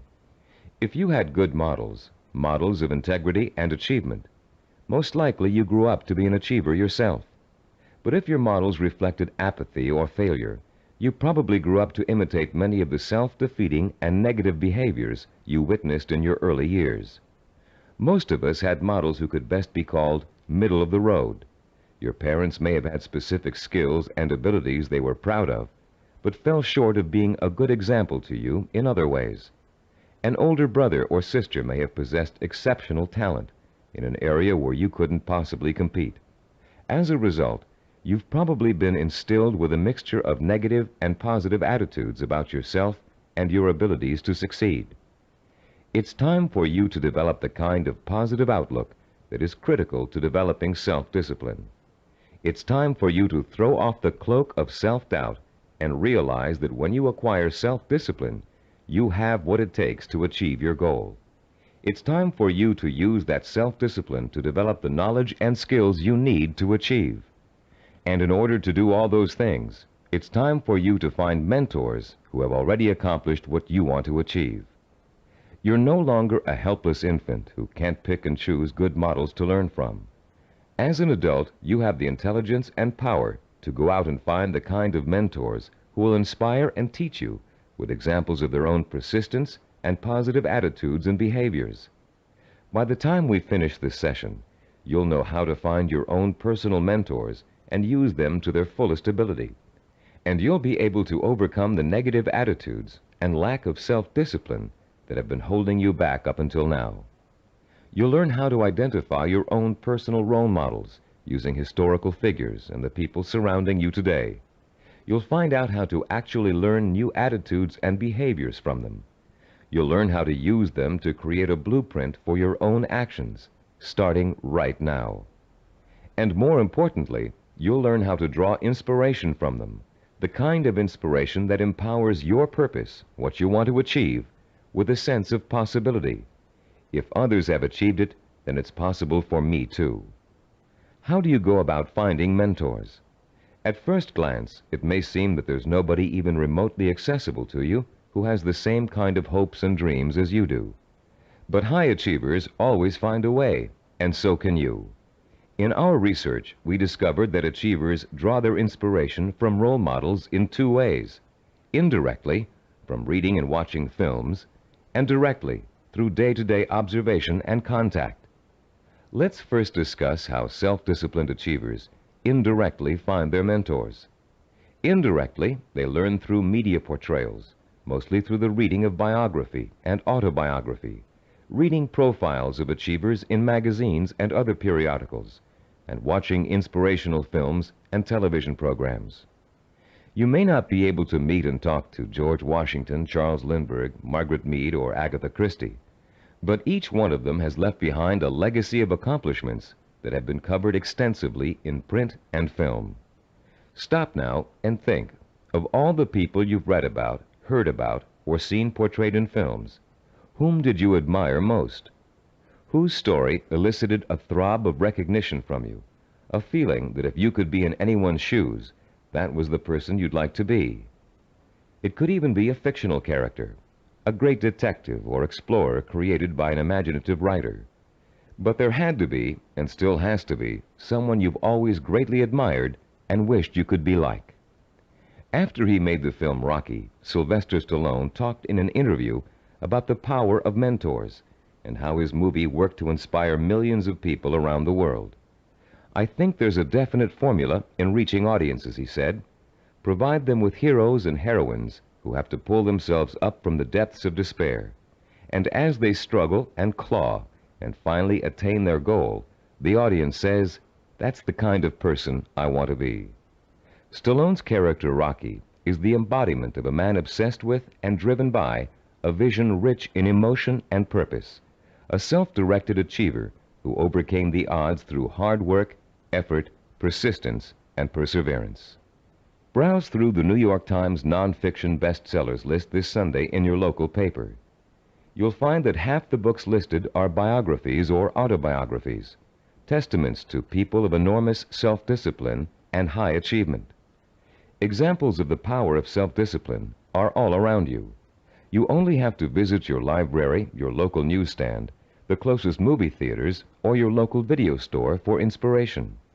Your first step in finding a self-disciplined mentor is to search out books, magazine articles, and movies in which the main characters, fictional or real, have achieved something similar to what you want to achieve. And after studying these people, you can begin to answer the questions. What is it I must do to achieve my goal? What skills do I need to learn? How must I behave? What actions do I need to take? Your mentors will provide you with the answers. The self-disciplined have 3 direct methods of finding role models to learn from and emulate. The first is through personal acquaintances. They may have a friend whose business or personal successes have inspired them to take similar routes to the top. Or perhaps there's a family member who has achieved widespread recognition for outstanding contributions to the community. Because these mentors are close at hand, they can be watched from a front row seat. You can observe their attitudes, behaviors, and thinking patterns. You can notice how they solve problems. You can pay attention to how they behave when confronted with setbacks or victories. You can watch these mentors grapple with the issues of everyday life and the larger issue of achievement in a chosen area. But sometimes there just aren't any people who are that close to you who fit the bill of the self-disciplined achiever. You must find other methods of seeking out real-life mentors. The second way self-disciplined people directly find mentors is through what is commonly known as networking. Networking consists of building relationships with the people who can introduce and expose you to positive role models. Networking is not to be confused with social climbing. The primary motivation of the networker is to learn as much as he can from as many successful people as he possibly can. The main benefit from networking is the quality of the contacts you can establish. Contacts that will create greater opportunities and put you in the mainstream of successful, self-disciplined role models. The third source of finding models directly is apprenticeship, learning directly from a master mentor. The concept of apprenticeship may seem old-fashioned in a world of computer-assisted learning and mass public education, but most of the high achievers we studied apprenticed themselves in some fashion to a mentor who could pass on his or her skills through intentional, personalized learning. Apprenticeship is extraordinarily common in the arts, trade crafts, business, medicine, law, politics, teaching, and sports. Leaf through any encyclopedia and notice how many of the achievers profiled learned their skills under the tutelage of a master mentor. Some people are obvious masters of their craft and easy to pick as mentors, but sometimes it isn't so obvious, especially when it comes to business or professional achievers. How can you choose among several possible candidates? How can you pick the person who is most likely to provide you with the inspiration and example you need? In Session 2, you used an assessment form to compare your own behaviors, habits, and thought patterns against the 10 positive characteristics of the self-disciplined achiever. On page 25 of your study guide, you'll find a similar form that you can use to identify the strengths and weaknesses of prospective mentors, with instructions on how to use it. Put this form to work for you as you seek out that special person who can help you achieve your most cherished dreams and goals. When choosing a mentor of any kind, pay particular attention to how he or she developed the knowledge, skills, and abilities it took to reach his or her goal. Was there special schooling involved, particular reading materials, an apprenticeship with a mentor of his or her own, carefully sought-out teachers? How many hours did your mentor work every day toward achieving his or her goal? Also, pay close attention to your mentor's way of thinking.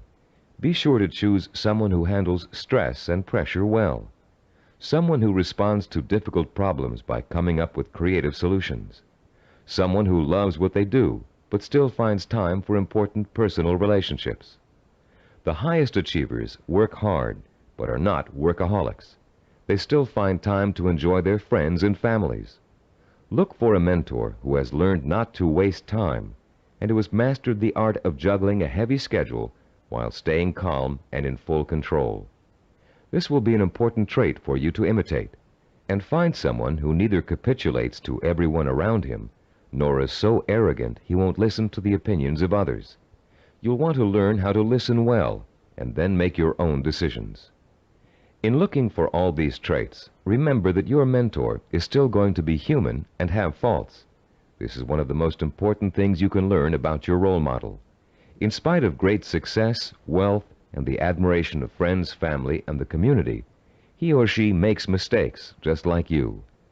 Rather than being disappointed in your mentor, you should rejoice over his or her human failings, because those failings mean that anyone can succeed just as they did. If it was possible for an imperfect person with one all-important goal in life to make that goal come true, you can do it as well. At Cybervision Systems, we've developed a number of sports training video cassettes that use a new and revolutionary learning technique. These video cassettes feature some of the world's greatest athletes, highly self-disciplined achievers who have won world championships and Olympic gold medals. And in the casual conversations we've had while working with these athletic stars, each one has revealed that he or she had a mentor whose skills, attitudes, and behavior served as an example of how to achieve. One of the things that struck us during these conversations was the fact that most top athletes were just as intimidated as you and I might be the first time they met their role model heroes, for lack of a better word. The idea that a major league ball player of undisputed talent might be quivering like a school kid in the face of their lifelong hero made us feel pretty normal, actually. I think we all feel a sort of psychological barrier when it comes to measuring ourselves against our role models. But as the athletes we talked to discovered, that barrier can be overcome quickly and easily. Each of them described the eventual realization that came from playing on a team with a personal hero or from riding the same pro circuit. The realization? As Olympic gold medal skier Jean-Claude Killy put it, everybody puts his pants on, one leg at a time. What each of them realized was that they too could easily perform like the role model they idolized. The idols, viewed close up, turned out to be as ordinary as the worshippers. They realized how great an opportunity they had to learn from their hero. Discovering that their idols were human and fallible, they began to believe deep within their hearts that they could equal or even surpass their idols' accomplishments. Though the role models you choose have developed tremendous strengths that have made them successful, they also have many weaknesses. Renowned fiction writer Ray Bradbury, for example, who was first published when he was in his teens, will never win the Monaco Grand Prix, or even a race to the local supermarket. Why? Because he never learned to drive a car, a skill most of us acquired long ago without thinking about it twice. A friend of ours who is independently wealthy, a local politician, a publisher of fine art books, and a world traveler, wears finely crafted boots with all his clothes, even his business suits. Is it part of his personal style? Yes. But his close friends know his secret. He never mastered the bow knot. This much admired man literally cannot tie his shoes. Recognizing how human and fallible your mentor really is, demystifying your role model, plays an important role in boosting your confidence in your own ability to succeed. If a man who cannot tie his shoes can become a politician, a publisher, and a self-made millionaire, what couldn't you accomplish with the same ambition and drive that got him where he is? This is a man who never let minor shortcomings hold him back. He and 1,000 other mentors will prove to you that you don't have to be perfect to succeed. In fact, you may be amazed to find out that there are a lot of similarities between you and your mentor. People with similar goals often think alike. The only substantial difference, then, between you and your mentor is the kind of self-disciplined effort he or she has applied to achieving a goal. If you apply the same kind of effort, you can be just as successful in achieving your goal. As a matter of fact, you can try on success for size by emulating your mentor's achievements while you're working toward a similar goal. Remember childhood dress-up games, playing pirate with a tinfoil sword and your mother's scarf wrapped around your forehead. Role-playing doesn't work only for children. It can give anyone who's striving to reach a particular goal a template to follow for achieving that goal. Hunter Thompson, who broke new ground in journalism in the 1970s with his gonzo style, picked up much of his technique by imitating one of the greatest writers in the English language, Charles Dickens. Thompson literally sat down and physically copied Dickens by hand, letting his mind and his muscles get used to Dickens' rhythm and style. Hour after hour, he copied Dickens' prose, word for word. And Thompson went on to become a successful and popular contemporary writer. The great 19th century psychologist and philosopher William James contended that if you want to acquire a positive habit or behavior, simply act as if you already have it, and you will. James was aware that the human nervous system is incapable of distinguishing between a physically real experience and a vividly imagined one, which means that once you select your mentor, all you need to do is act just like that person in order to be just like him or her. Remember General Patton? He acted just like Alexander the Great, and he won battle after battle against the Axis. What about Babe Ruth? He imitated Shoeless Joe Jackson and went on to achieve much greater fame than his role model. Or perhaps you've heard of a fictional character named Bunker Bean. Bunker Bean was a timid, weak boy, raised by his parents to think he would always be a failure, and he was. He failed in school, he failed with his friends, he failed in everything he attempted, until one day Bunker Bean ran into a fortune teller who told him he was the reincarnation of Napoleon and was destined to achieve great things. Bunker Bean was shocked out of his usual apathy by this revelation. Going to the library, he took out every book he could find on the legendary Napoleon Bonaparte. He bought posters of Napoleon and hung them up all over his room. And as he studied about the emperor, whom he really believed was his former self, he began to imitate Napoleon's habits, attitudes, and behaviors. Years later, Bunker Bean was a rich and powerful man. He had everything anyone could have asked for. Running into the fortune teller one day, he thanked her for changing his life by telling him about his former self. And to his astonishment, she laughed and told him she had lied to him years before, just to get his money. He wasn't the reincarnation of Napoleon after all. Bunker Bean was crushed. But since he had spent the many years acting like his role model, he found he couldn't shake the habits of success he had acquired. It was then that Bunker Bean realized that everyone is born with the potential to be a great achiever, if they can only believe they are. You don't need a fortune teller to set you on the road to greatness. You do need to find a mentor, study that mentor, realize his or her strengths and weaknesses, and start imitating the behavior that made your mentor the success he or she is today. If you were an actor preparing for a starring role, you'd spend months studying the script. learning your lines and rehearsing your part over and over again until you knew it inside out. Only then would you have the knowledge, skills, and confidence to make a glorious debut. If, as Shakespeare said, all the world's a stage, then finding a mentor is your way of choosing your own starring role. For a while, as you closely observe your mentor and learn the script, you'll be just an understudy. But then, one day, the stage will be yours. Acting as if has remarkable suggestive power. In a book called The Wind Walker, which was made into a powerful film, an aged blind Indian spends his days teaching the ways of warriors. Sitting late at night, reflecting on the day's lesson and the children's reactions to it, he recites a poem to the heavens, part of which goes, "And did you not see the glow of their faces when he called them men, when he called them warriors? And is it not so that we become most quickly the persons we think we are?" And later, this passage appears. He was making the children feel important, that one day they could be important. That was the way of a teacher, of a true man. Once you select your role models and learn about them and from them, you, like the young Indian children, should feel important, so that one day you will be important. This power of importance you draw from role models is really the power of possibility. Once you learn about your role models, their strengths and weaknesses, they become real and human to you. You stop worshiping them and begin to believe that you can become like them, or even surpass them.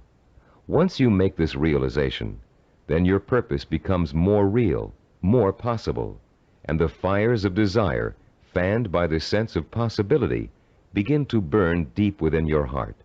And then, and only then, can you successfully begin the process of working persistently and progressively toward your vision and purpose. We're now reaching the heart of the action section of this program. In this session, you're going to learn how to transform your purpose into sensory-rich, emotion-provoking images of achievement. But before we do, let's quickly review the kinds of actions you've taken so far to begin your journey to achievement.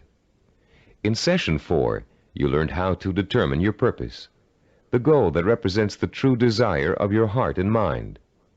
This purpose is so important to you that you're willing to dedicate a great deal of time and energy to achieving it. It gives you a reason for living, and a reason for becoming the kind of self-disciplined achiever who can make it happen. In Session 5, you learned how to identify models of achievement, people who have already attained goals similar to yours.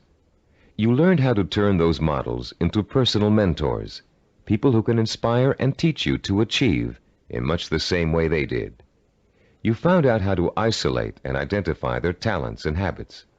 You also learned to use your mentors to create a strong sense of possibility, a feeling that if they could do it, so can you. With a clearly defined purpose and a strong feeling of "it's possible for me," you have already broken through the chains of failure that shackle and bind more than 90% of mankind. Most people don't have a purpose. They don't think that they're capable of achieving anything worthwhile. Now you're ready to take another giant step on the road to achievement. In this session, you're going to learn just how to translate your purpose into an emotion-provoking vision. This vision will become so real in your imagination that it will inspire and motivate you to work towards it every minute of every day until you make it come true. What we call your vision of success is a clear, sensory-rich, highly detailed mental picture of what you want to achieve and the rewards you'll experience as a result of its achievement. When this vision of success is linked to your purpose and a strong sense of possibility, it will, like a hot branding iron, burn itself deep into every fiber of your being. Not only will you become obsessed with this vision, but you'll also develop a sense of deep belief in your ability to achieve it. Your vision allows you to make a quantum leap from the sense of possibility to the sure-fired conviction that I know I can do it. You're about to learn a simple but powerful 4-step process for transforming your purpose into a sensory-rich goal.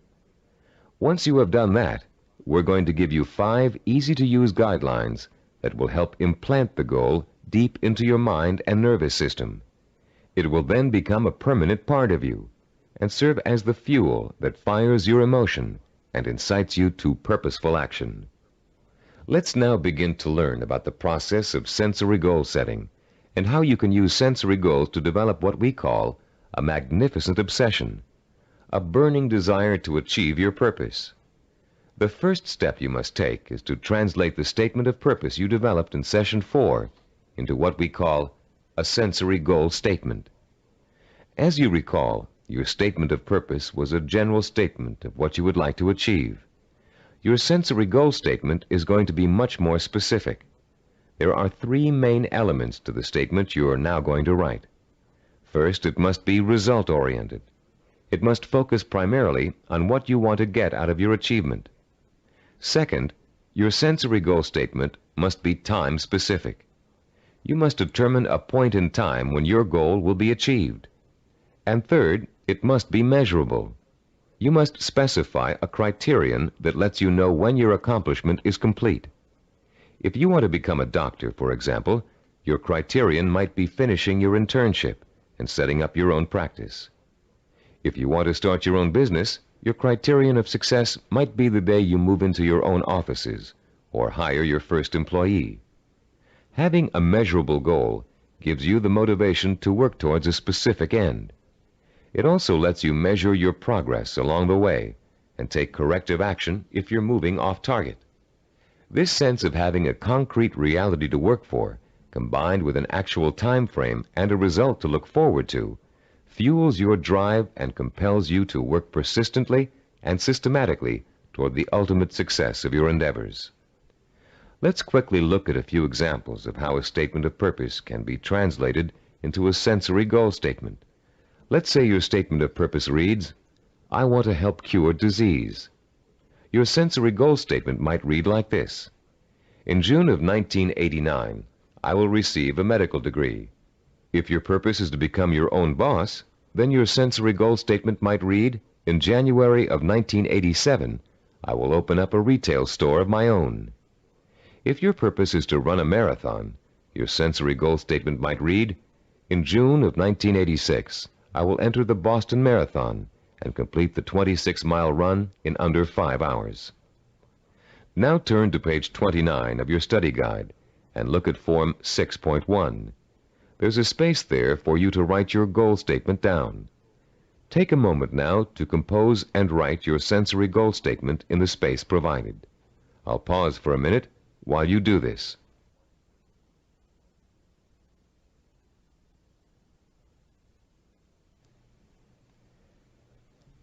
After writing your sensory goal statement, your next step in the sensory goal setting process is turning that statement into what we call a vision of achievement.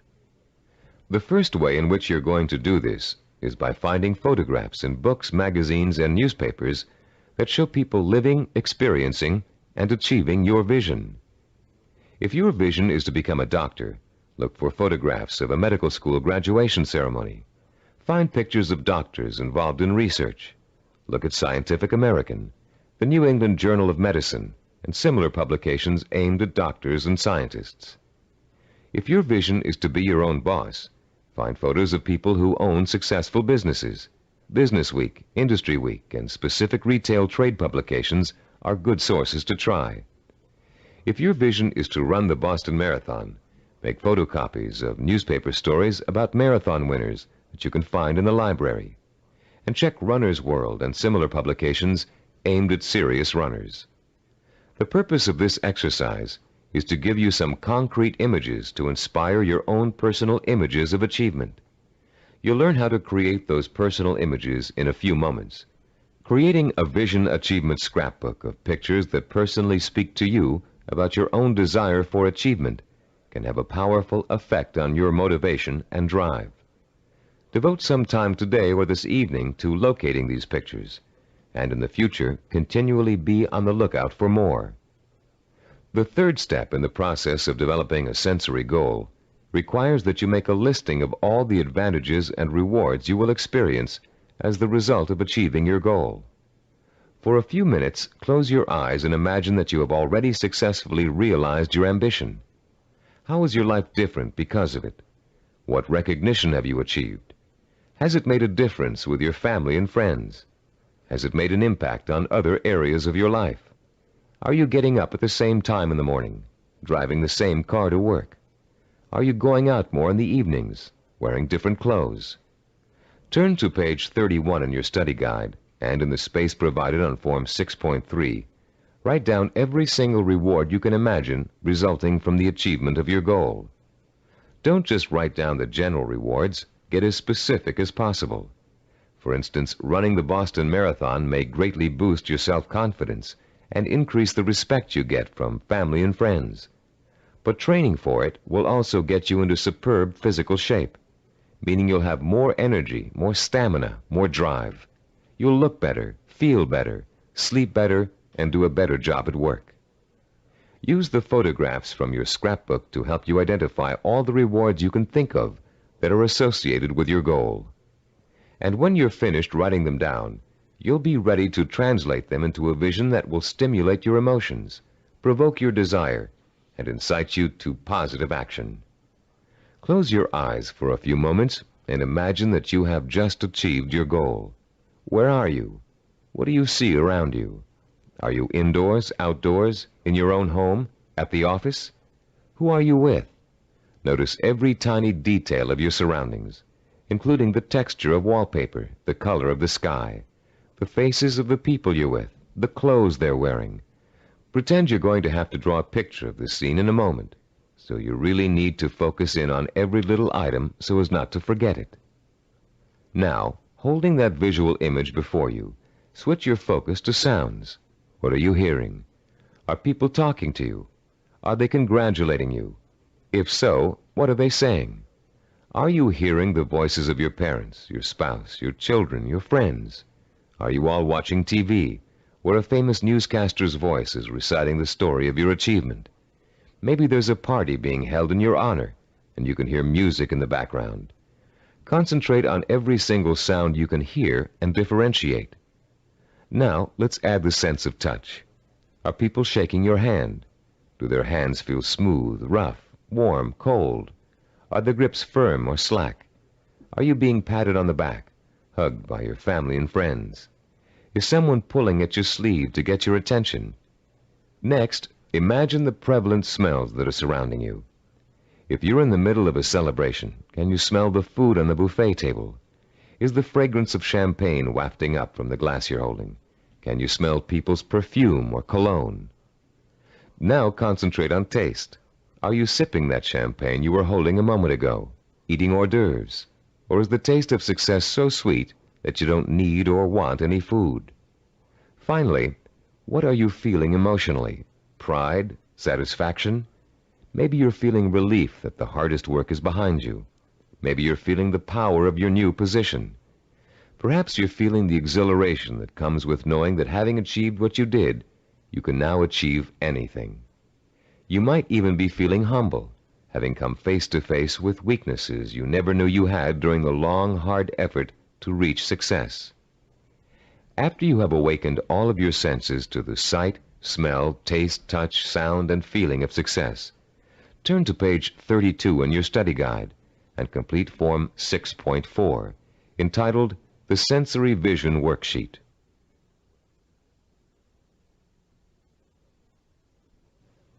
The four-step process we have just outlined takes you on another emotional journey that gets progressively richer, clearer, and more potent. You start with a specific statement of what you want to achieve and when you want to achieve it. Then you gather inspirational photographs of others who have achieved what you want to achieve. You imagine and list the rewards and benefits you'll experience as a result of achieving your goal. And finally, you bring these three steps together into an imaginary scenario rich in sight, sound, touch, taste, smell, and emotion. This scenario is your vision. It is the driving force behind all of your thinking and activity. The more intense and more detailed your vision is, the more emotional power it will pack. The more often you conjure up your vision, the more drive and sustaining power you'll have behind you. This drive and power will in turn enable you to develop working plans, working habits, knowledge and skills you need to achieve your goal. And it will help you to persist and persevere until it is accomplished. Now that you've imagined reaching your goal in all of its sensory detail, you're going to have the opportunity to record it on tape. Don't leave out a single sensory detail. The richer your description, the more powerfully it will affect your ability to keep striving to reach your goal, day after day, week after week, month after month. Use as much enthusiasm as you can during your description. You should be enjoying yourself. After all, it's your vision of success you're describing. After you've finished recording, play back your description and listen to it carefully. Did you falter in places? Were there things you couldn't describe fully? Did it sound as if you didn't quite believe what you were saying? If the first version of your story doesn't satisfy you, erase it and create another one. Do this over and over until you have a version that completely satisfies you. It should be highly detailed and utterly convincing. And if, along your path to achievement, you find your goal changing shape or form, just record a new version that better fits your new goal. You're now going to learn to use this recording as part of a 5-step daily plan for internalizing your vision and making it so much a part of you that it will drive you to plan, to work, to achieve, to persist. Your first step will begin early in the morning, soon after you wake up. The first thing you're going to do before going about your daily business is to review your statement of purpose, your sensory goal statement, your photographs of achievement, and your list of rewards for achieving your goal. This is not just to remind you of why you're striving for success. It's to remind you of exactly why you need to succeed. Your statement of purpose, your list of rewards, your photographs, all speak of your deep need for achievement and the ways in which it will satisfy you and enrich your life. This is what you need to awaken in yourself anew every single morning. After you've reviewed those materials, your second step is to listen to your recording of your sensory goal description. The sound of your own voice, filled with enthusiasm, describing the joy and pride you feel in achieving your goal, will light a fire inside you that will give you the energy and stamina to persist in your efforts to reach success every single day. And during the day, as part of step 3, you must take a few moments out from whatever you're doing, close your eyes, and imagine your sensory goal in all its richness and brilliance. Recall the touch, taste, smell, sight, and feel of success. Relive your emotional reactions to it. Keep the obsession to achieve burning in you all the time by remembering this vision as often during the day as possible. For step 4, at night you must mentally review all the events that occurred during the day. Did you have new experiences that could help you fuel your vision and make it richer and clearer? Make another recording that reflects your new thoughts and feelings. Step 5 consists of listening once more to your sensory goal description before going to bed. And as you're falling asleep, play your sensory-rich scenario of achievement over and over again in your head. This 5-step plan will refuel and reinforce your motivation for achievement, and it will help to give you daily feedback on how well you're progressing toward your goal. But remember, there will be setbacks and mistakes along the way, and there will be readjustments in your thinking and planning about what you want to achieve and how you want to achieve it. You'll find yourself adjusting your course just as you adjust your steering wheel while driving on a winding road. This is to be expected because there is no effortless path to achievement. For this reason, we suggest you record your vision over again at least every 2 weeks. That way, it can keep pace with your daily experiences and changes in outlook. You've come a long way in this session. You've turned a general statement of purpose into a specific statement of what goal you want to achieve. You've put an achievement date on that goal. You've gathered pictures of it. And you've learned to turn it into a living, breathing vision of success that evokes the kind of strong emotions you need to sustain a long, hard effort of achievement. Now is the time to record your vision.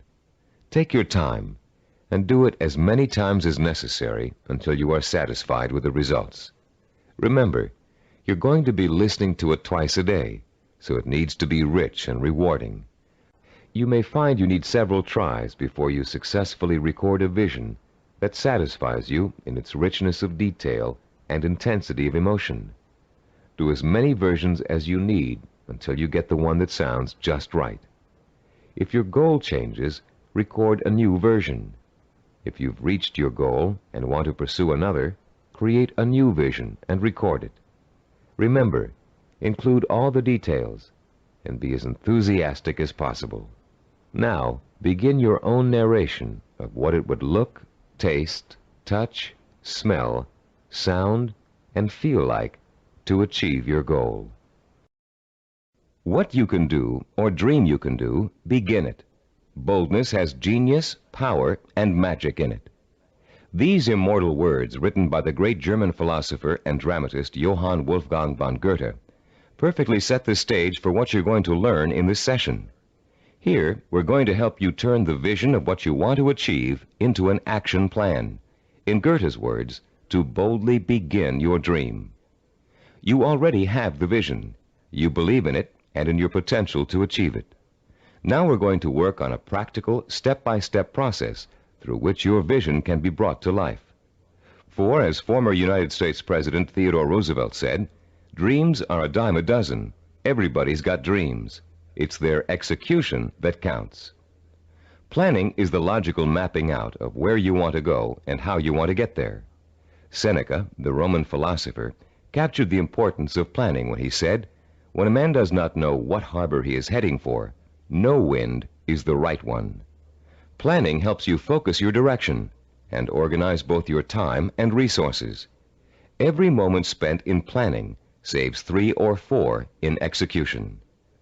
In this session, you're going to learn a simple yet powerfully effective system of planning, of organizing any goal you want to achieve into logical, easy-to-visualize steps. This system is applicable to any type of task or project, from building a deck to getting a medical degree. It will help you to make short or long-range plans, organize your resources, create schedules to meet necessary deadlines, and improve your decision-making skills. It will also improve the quality of your work. While following this plan, you'll experience an increase in self-confidence and pride as you realize that you are on your way to becoming a self-disciplined achiever. Every small task in your plan that you accomplish will be living proof that you are one step closer to your goal. And as you take each step, your faith in your ability to accomplish your goal will be reinforced and expanded. In approaching the creation of a plan, it is important to keep the following basic facts in mind. First, planning is a way to look at both the whole picture and parts that make up the whole. It is a way to organize those parts in a logical and sequential way. One step should lead to another. More than that, each step you take should make the next step possible, like adding links to a chain to make a fence. We've introduced you to the concept of macro and micro achievements. The whole picture is your macro achievement. The steps you must take to achieve your macro achievement are micro achievements. If you want to build a house, a macro achievement, you must start by leveling the site and digging a foundation. Only after those steps have been accomplished can you go on to pouring the foundation, putting up the framing, putting in electricity and plumbing, finishing the walls, installing the roof, and so on. The second fact to keep in mind is that ideas take time to implement. I won't dwell at length on the subject of time now, since we're going to devote all of Session 8 to time. But I'd like to tell you a short story about a Micronesian island leader named Pialug that illustrates the kind of time and patience it takes to achieve excellence. 50-year-old Pialug is the most respected and powerful man in his community because he's a navigator. His grandfather had told him, "If you learn navigation, you will have a name. You will eat the navigator's food. At sea, you will have more power than a chief." Pialug began learning navigation at the age of 5. Using shells and pieces of coral on sand, his grandfather created models of the constellations to teach him how to chart distance and direction. Pialug learned that at the right time of year, he could simply point the bow of his canoe at the rising star to steer his course. But since the stars rise 4 minutes earlier each evening, the rising star changes position every day. So Pialug also had to learn the positions of the multitude of lesser stars. It took him 45 years to learn every movement of every major and minor star and constellation in the nighttime sky. But having taken the time to learn, Pialug now enjoys the respect, admiration, and status in his community that comes with being a navigator. Like Pialug, you must recognize that it will take time to achieve your goal, weeks, months, or years. Like Pialug, you must develop patience in learning the steps that lead to your goal. With time and patience on your side, you'll be assured of realizing your ambition. And like Pialug, you'll achieve the respect that comes with final accomplishment. A third fact to remember in creating a plan of action is that ideas take concentrated work to come to fruition. Too many people like to think that managing a project means that others do the detail work. They can simply spin out ideas like sparks from a child's pinwheel toy, leaving others to tend the fire. If you leave others to tend the fire, don't blame them if the house burns down.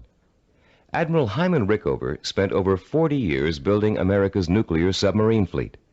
Rickover himself supervised the research, design, construction, and operation of the mighty underwater craft.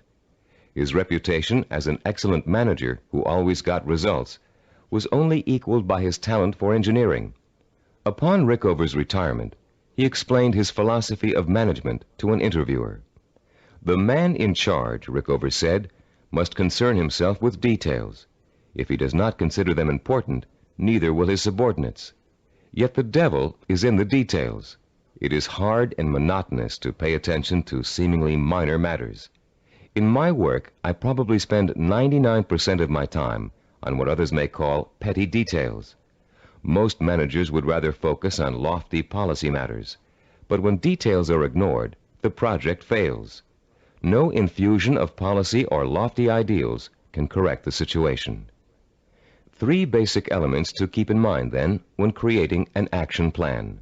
They include looking at the whole picture, taking time to complete each step before you go on to the next, and paying attention to details.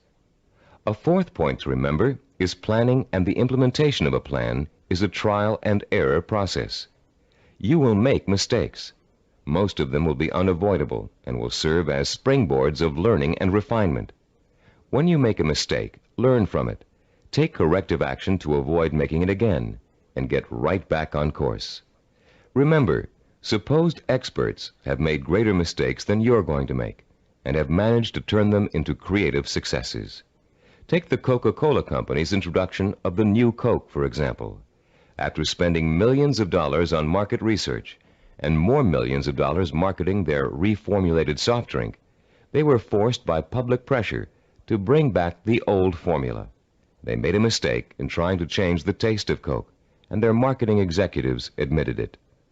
But because of that mistake, Coke is now in a stronger marketing position than ever. The Coca-Cola Company has brought back their old formula, now sold under the name Classic Coke, and they still have their new formula on the market, which was formulated to appeal to Pepsi drinkers. Was Coke's surprise move really a mistake? Nobody thinks so now. By correcting its mistake, Coke has the potential to win over an even larger share of the market than it had before. This process of self-correcting behavior is what scientists call cybernetics. The term may sound very space age, but there's a reason for that. The organizational method you're about to learn is the same one NASA engineers used to put men on the moon. In the early 1960s, when former President John F. Kennedy ordered NASA to put a man on the moon within a decade, NASA's engineers and systems designers rose to the challenge, accomplishing the task by July of 1969. How did they do it? They took their macro objective, putting a man on the moon, and broke it down into a series of micro-objectives that would lead to the final great accomplishment. When the project started, NASA scientists and organizers immediately began preparing flowcharts, identifying each step they would have to take in order to put a man on the moon. First, they had to build a new type of rocket. Then, that rocket had to successfully orbit the Earth for longer and longer periods of time. They had to design spacesuits that would be able to protect the astronauts from the moon's atmosphere. Each step got them closer and closer to achieving their objective, until that historic day when they got the job done. You can duplicate the same process of planning simply and easily. You can apply it to any job you might be called upon to handle. We call the system of planning you're going to learn in this session visual network planning. Visual because it helps you to look at, identify, and visualize each of the steps necessary to complete an objective. Network because each of the steps are connected together to show how they lead to your goal. The instructions and examples that follow will show you how you can quickly and easily put the visual network planning system into immediate operation. There will be 7 steps involved. First, you'll write your objective. Second, you'll break it down into major steps we call activities. Third, you'll organize the activities in logical order. Fourth, you'll design a visual network. Fifth, you'll estimate how long each activity will take to complete. Sixth, you'll determine what we call critical path and float. And seventh and last, you'll assign actual calendar dates to each activity. Don't worry about remembering all of these steps now. We'll go over them one by one, with examples to help you understand them. For now, as we begin our discussion of this powerful planning system, you'll need to refer to your study guide and follow along as I explain each concept. I'll pause here for a few moments while you locate the page. First, let's discuss the 4 basic elements of visual network planning. Look at diagram 7.1 on page 36. The first element is what we call an activity box. An activity is a step or task that must be completed in order to achieve a goal. The name of the activity is listed in a box. One activity is linked to another activity by a line with an arrow. This linking of activities is the second element of a visual network plan. The third element is the activity's reference number. Each activity is assigned a number for the purpose of identification. The number is circled and located in the upper left-hand corner of the activity box. Any number can be assigned to an activity box, and the numbers you do assign don't necessarily have to follow in numerical order. Activity number 23 can follow activity number 15. The fourth basic element of a visual network plan is what we call duration. Each activity takes a certain amount of time to complete. That amount of time is called its duration. Duration is listed at the bottom right-hand corner of the activity box. It can be represented in minutes, hours, days, weeks, months, or years. Now let's use these elements to build a simple network, a group of linked activities that lead to a goal. Refer to diagram 7.2 on page 36. This diagram assumes that you have some hard winter wheat and a wheat grinder, and you want to make some fresh, hot, whole wheat cereal. How would you develop a simple visual network plan to illustrate all of the steps you must take to end up with a bowl of piping hot cereal? Your first step would be to get a piece of paper and pencil and list your objective on the top. In this case, it would read something like, cook whole wheat cereal from scratch. Your second step would then be to break your objective down into its major steps or activities.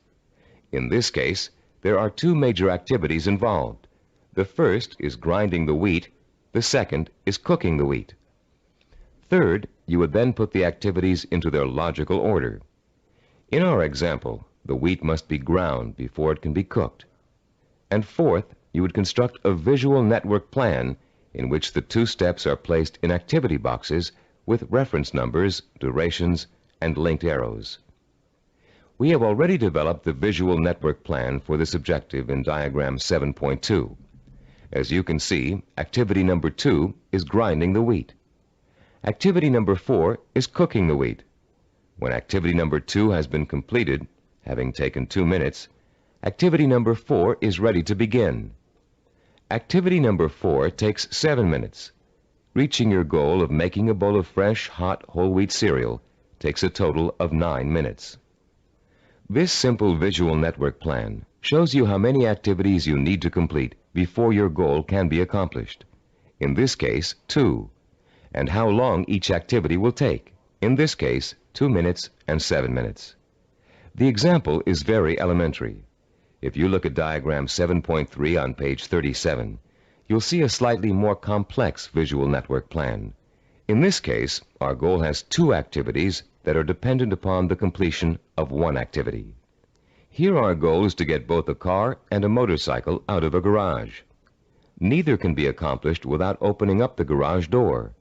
Notice also that activity 5, labeled Getting the Car Out of the Garage, is independent of activity 7, labeled Getting the Motorcycle Out of the Garage. Both activities 5 and 7 can be accomplished at the same time, providing you have someone to drive each vehicle and providing the door is opened first. In this example, note that 5 of the 7 steps of visual network planning have been completed. 1, the objective has been written. 2, the major steps of the project have been identified. 3, the steps have been put into a logical order. 4, they have been organized into a visual network. 5, each activity has been assigned a time estimate for completion. Now let's examine step 6, the concepts of critical path and float.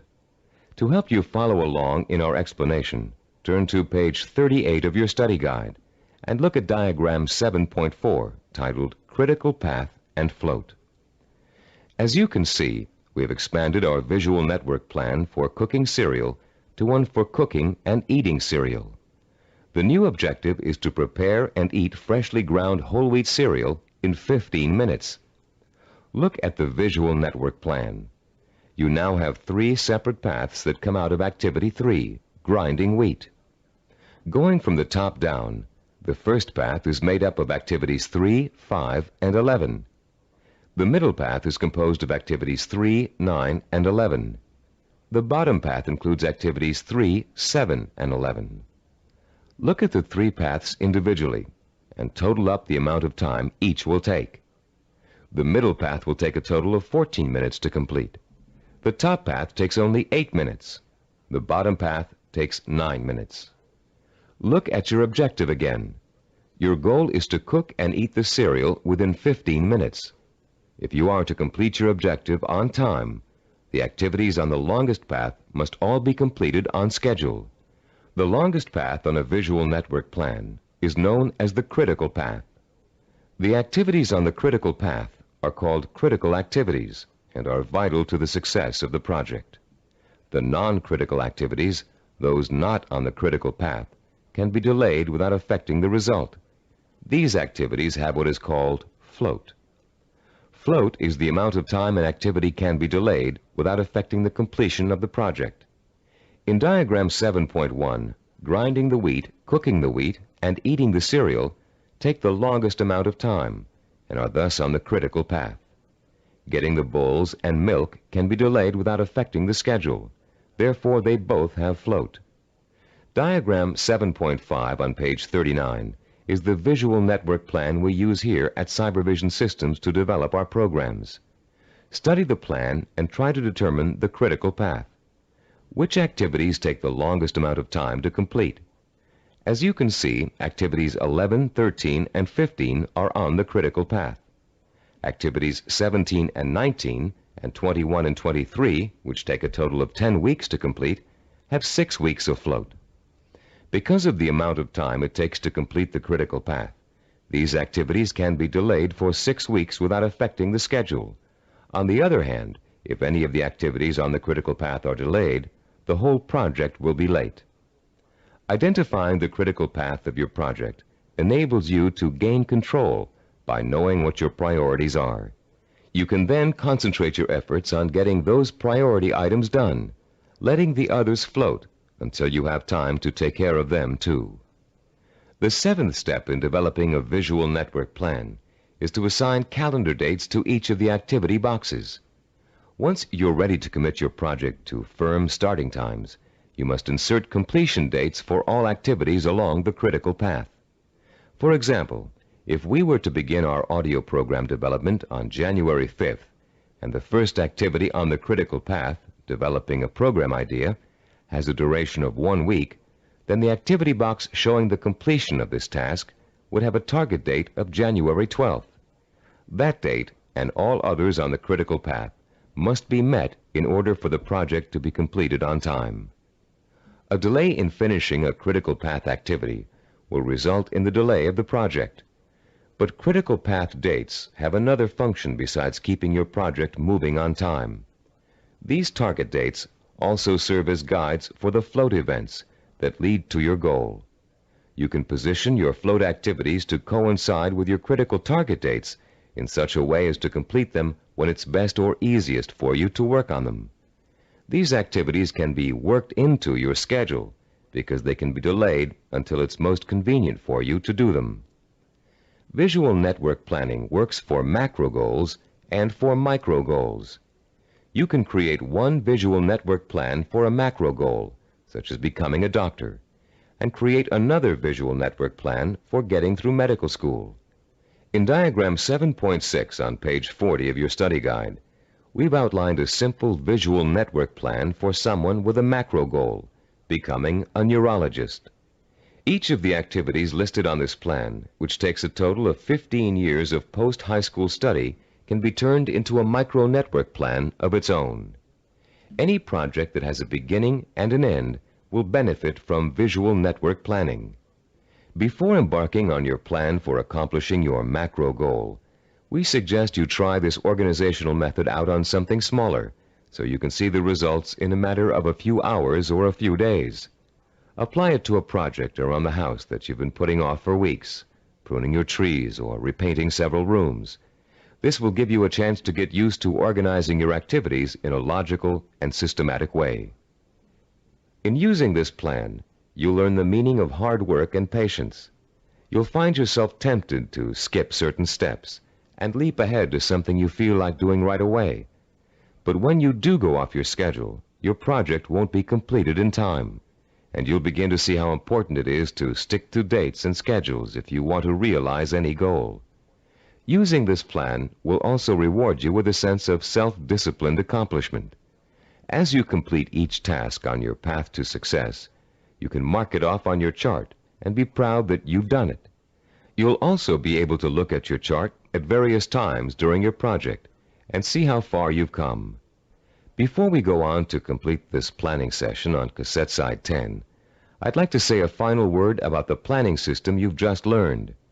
No one can be totally certain about the outcome of a string of planned events.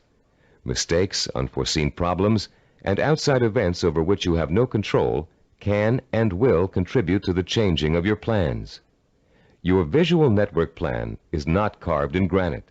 It's a living, working system that must change to accommodate the changes in your life. You may underestimate the amount of time it will take you to complete an activity. You'll know better the next time. You may find that you don't need to perform a certain activity at all, giving you some breathing room in your schedule. The objective of this plan is not to give you a rigid yardstick against which to measure your success or failure. Rather, it is to give you a logical, working system for achieving your goal. In creating your visual network plan, do your best to be as accurate as possible about dates and durations of activities. But remember that things may go wrong, and you may have to change those dates. This is not an excuse to quit. It is a good reason to keep sticking to your plan, for without it, you have little chance of achieving your goal at all. Remember, to successfully realize your purpose, you must have the courage to take risks, the courage to fail, and the courage to learn from your failures. Visual network planning is a roadmap that points out your destination and suggests a way to get there, but it doesn't tell you how to take the trip. It's up to you. On the next side of this tape, you'll take the exciting step of developing your own visual network plan, and you'll write your own story of achievement in a way that brings home the power and reward of final success. Now that you've been introduced to the guidelines of effective planning, you're ready to turn your own purpose and vision into macro and micro plans. As you do, keep in mind the following suggestions. First, the instructions on how to develop a visual network plan are guidelines only, and not a rigid set of rules. Use the principles we've discussed as a guide to meet your own specific needs. Second, take the time to work at converting your goal into a visual network plan. You'll probably need to come up with a number of rough versions before you arrive at your finalized plan. Don't get frustrated. The very act of planning will force you to think logically and use your creativity. More importantly, your vision will go from the abstract to the concrete, a step most people aren't able to take or don't know how to take. In developing your personalized visual network plan, you'll find that this system will become one of the most valuable tools you'll ever use. So study it thoroughly, familiarize yourself with the steps, get to work, and be patient. After you have developed your first visual network plan, there's an exercise I want you to complete. Take your plan and put it in front of you. Study what you've written for a few minutes. You have a stated objective, a list of activities, and a time frame. That's all it takes to tell a story. So I'm going to ask you to tell the story of the achievement of your own goal. Only you're going to tell the story in the past tense, as if your goal has already been achieved. In your story, pay attention to details. How long did it take to reach your goal? What did each step along the way feel like? Did you have to reevaluate your goal in the process of achieving it? What did you discover about yourself along the way that led to the successful achievement of your ambition? Keep your story simple. Pretend you're talking to a friend. Be enthusiastic. Be proud. Give your friend a step-by-step description of just how you did it. First I did this, then I did that, and this happened along the way, so here's how I took care of it, and so on. Now you're going to tell your story on tape to describe your success in sensory-rich detail, with all the enthusiasm you can muster, as if it finally really happened. When you're done, you'll have a record of your success that you can refer to again and again for inspiration. When you play your story back for the first time, listen very carefully to your descriptions. Did you falter in places? Was there a lack of conviction in your voice in certain areas? Did you hesitate, as though to tell yourself you really didn't believe that success was yours? Or were you self-assured and utterly convincing? If the first version of your story doesn't satisfy you, erase it and create another one. Do this over and over until you have a version that completely satisfies you with its richness of vision and inner strength. When you achieve your goal, you can use this same method of storytelling in pursuing another one. Always make sure that your story rings true and offers real inspiration to you when you hear it. Remember, don't be afraid to brag and relive the success you've already accomplished in your imagination. You've already taken an important step in mastering the science of self-discipline by learning how to turn your most important goals into step-by-step plans for achievement. Now comes the time to roll up your sleeves and learn how to put these plans into action.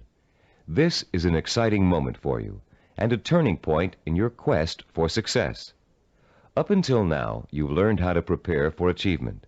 Now you're going to learn how to actually tackle the hard, efficient work that is the bread and butter of achievement itself. Notice we said hard, efficient work, not just hard work. Hard work alone doesn't guarantee success. In fact, many unfortunate people spend a great deal of time working very hard and never get anywhere in spite of it. Making intelligent and efficient use of your time is of paramount importance in achieving your goal, especially when that goal may take years to achieve.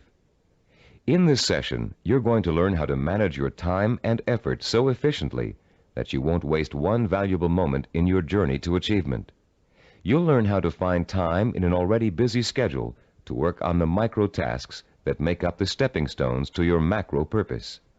You'll find out why what we call seasoning, a special way of looking at time, is so critically vital to your success. You'll learn how to actually quicken time, make hours seem like minutes, weeks seem like days, and years seem like months. And you'll learn once and for all how to develop the do-it-now habit, allowing you to permanently overcome the world's #1 cause of failure, procrastination. By the time you finish this session and complete the corresponding exercises in your study guide, you'll be equipped with a new attitude towards time and achievement, and you'll be ready to begin systematically putting your step-by-step plans into purposeful, disciplined action.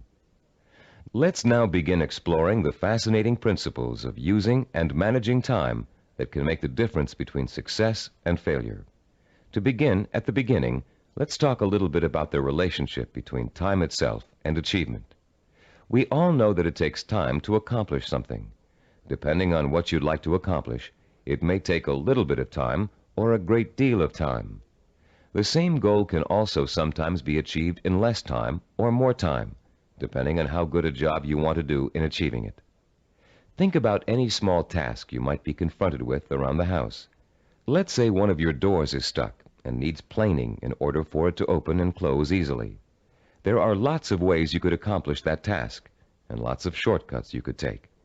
But in order to do a really good job, you know you should measure the door and doorway opening, figure out how much wood you need to remove, take the door off the hinges, and mount it on a sawhorse and plane it down until it reaches the right size. This approach may take longer than some others you can think of, but it's the best way to achieve your goal. And when the job is done properly, you know that door will never get stuck again. The person who takes the time to do the job right is the epitome of the self-disciplined achiever. Someone who has learned not to worry about time, but use it to its full potential to achieve a goal in the best way possible. None of your goals are going to be as simple as this one to accomplish, but the principle remains the same. To achieve with excellence, you're going to need a long period of time in which to allow your knowledge and skills to mature and grow. This is the concept of time that we call seasoning. Seasoning is a law of nature. All things take time to come to fruition. People, in their impatience to get what they want without going through this growing process, often end up stunting their own personal growth and making true success impossible. Shortcuts only lead to mediocrity and failure. Scientists, philosophers, artists, and statesmen have always recognized the importance of seasoning in accomplishing any goal. When asked by an impatient student how long it would take to become a master teacher, the Roman philosopher Epictetus replied, "Nothing comes into being all at once, not even the grape or the fig. If you say to me now, 'I want a fig,' I shall answer, 'That requires time.' Let the tree first bring forth tender blossoms. Let the blossoms endure the weathering of the sun, wind, and rain. Let the tree then put forth its fruit, and finally, let the fruit ripen." Cybervision founder Steve DeVore recalls learning about seasoning the hard way. "When I was 5 years old," he said, "I planted a garden in my backyard. Because I didn't understand how seeds grew, I would go out and dig them up every day to see if they'd sprouted yet. I hardly watered them, and I didn't weed them regularly as I should have. Because I was so impatient and neglectful, my plants never got the chance to grow properly. And when harvest time came, my vegetables were pitifully small and undeveloped. I had a friend next door, a slightly older boy who understood the principles of gardening. He let his plants grow and ripen in their own time, helping them along with regular watering, fertilizing, and weeding. He enjoyed a bountiful harvest that summer, and I learned a lesson about patience and self-discipline." All great achievers not only understand the concept of seasoning, but they value it greatly. They know that success cannot be hurried. They know that to try to hurry it is to ruin it. They understand that every step along the road to achievement is a necessary one and a small achievement in itself. And they also know that getting there can and should be half the fun. Self-disciplined achievers are willing to pay the price of time to realize their ambitions. They are not intimidated by the thought of having to work and study for 5, 10, even 15 years. Their commitment to a goal is absolute, and their vision of success is unwavering. The self-disciplined achiever knows that if what he wants will take 5 years to achieve, the 5-year effort will be worth it. He knows that those 5 years are going to pass anyway, and he has a choice about whether to spend them preparing for success or wasting the time thinking and dreaming about what he'd really like to do. For the self-disciplined achiever, there is no choice. He'll gladly spend those 5 years working and studying to achieve his goal. Does several years seem like a long time to you? Think how fast the last 5 years of your life have gone by. What did you do during that time to make achievement possible? If you had been working steadily towards your goal all that time, you could have achieved it by now. Let's say you're 34 years old and your dream is to become an architect. You know it will take you 6 years of schooling and apprenticeship before you can get a good job with a respected architectural firm. But that means you'll be 40 years old by the time you reach your goal, and you feel you just can't wait that long. Stop and think. You're going to be 40 years old in 6 years whether you study architecture or not. And if you choose not to study it now, in 6 years, you'll be in the exact same position, wanting to be an architect and knowing it will take you 6 years to get there. Only by then, you'll have to work until you're 46 to achieve your goal. You can get there in 6 years by starting now, or you can choose to give up hope of ever getting there at all. If you really want to achieve your goal, 6 years won't seem like such a long time. As you'll find out later in this session, to the self-disciplined achiever, the 6 years will go by very fast. Impatient people want things to happen overnight.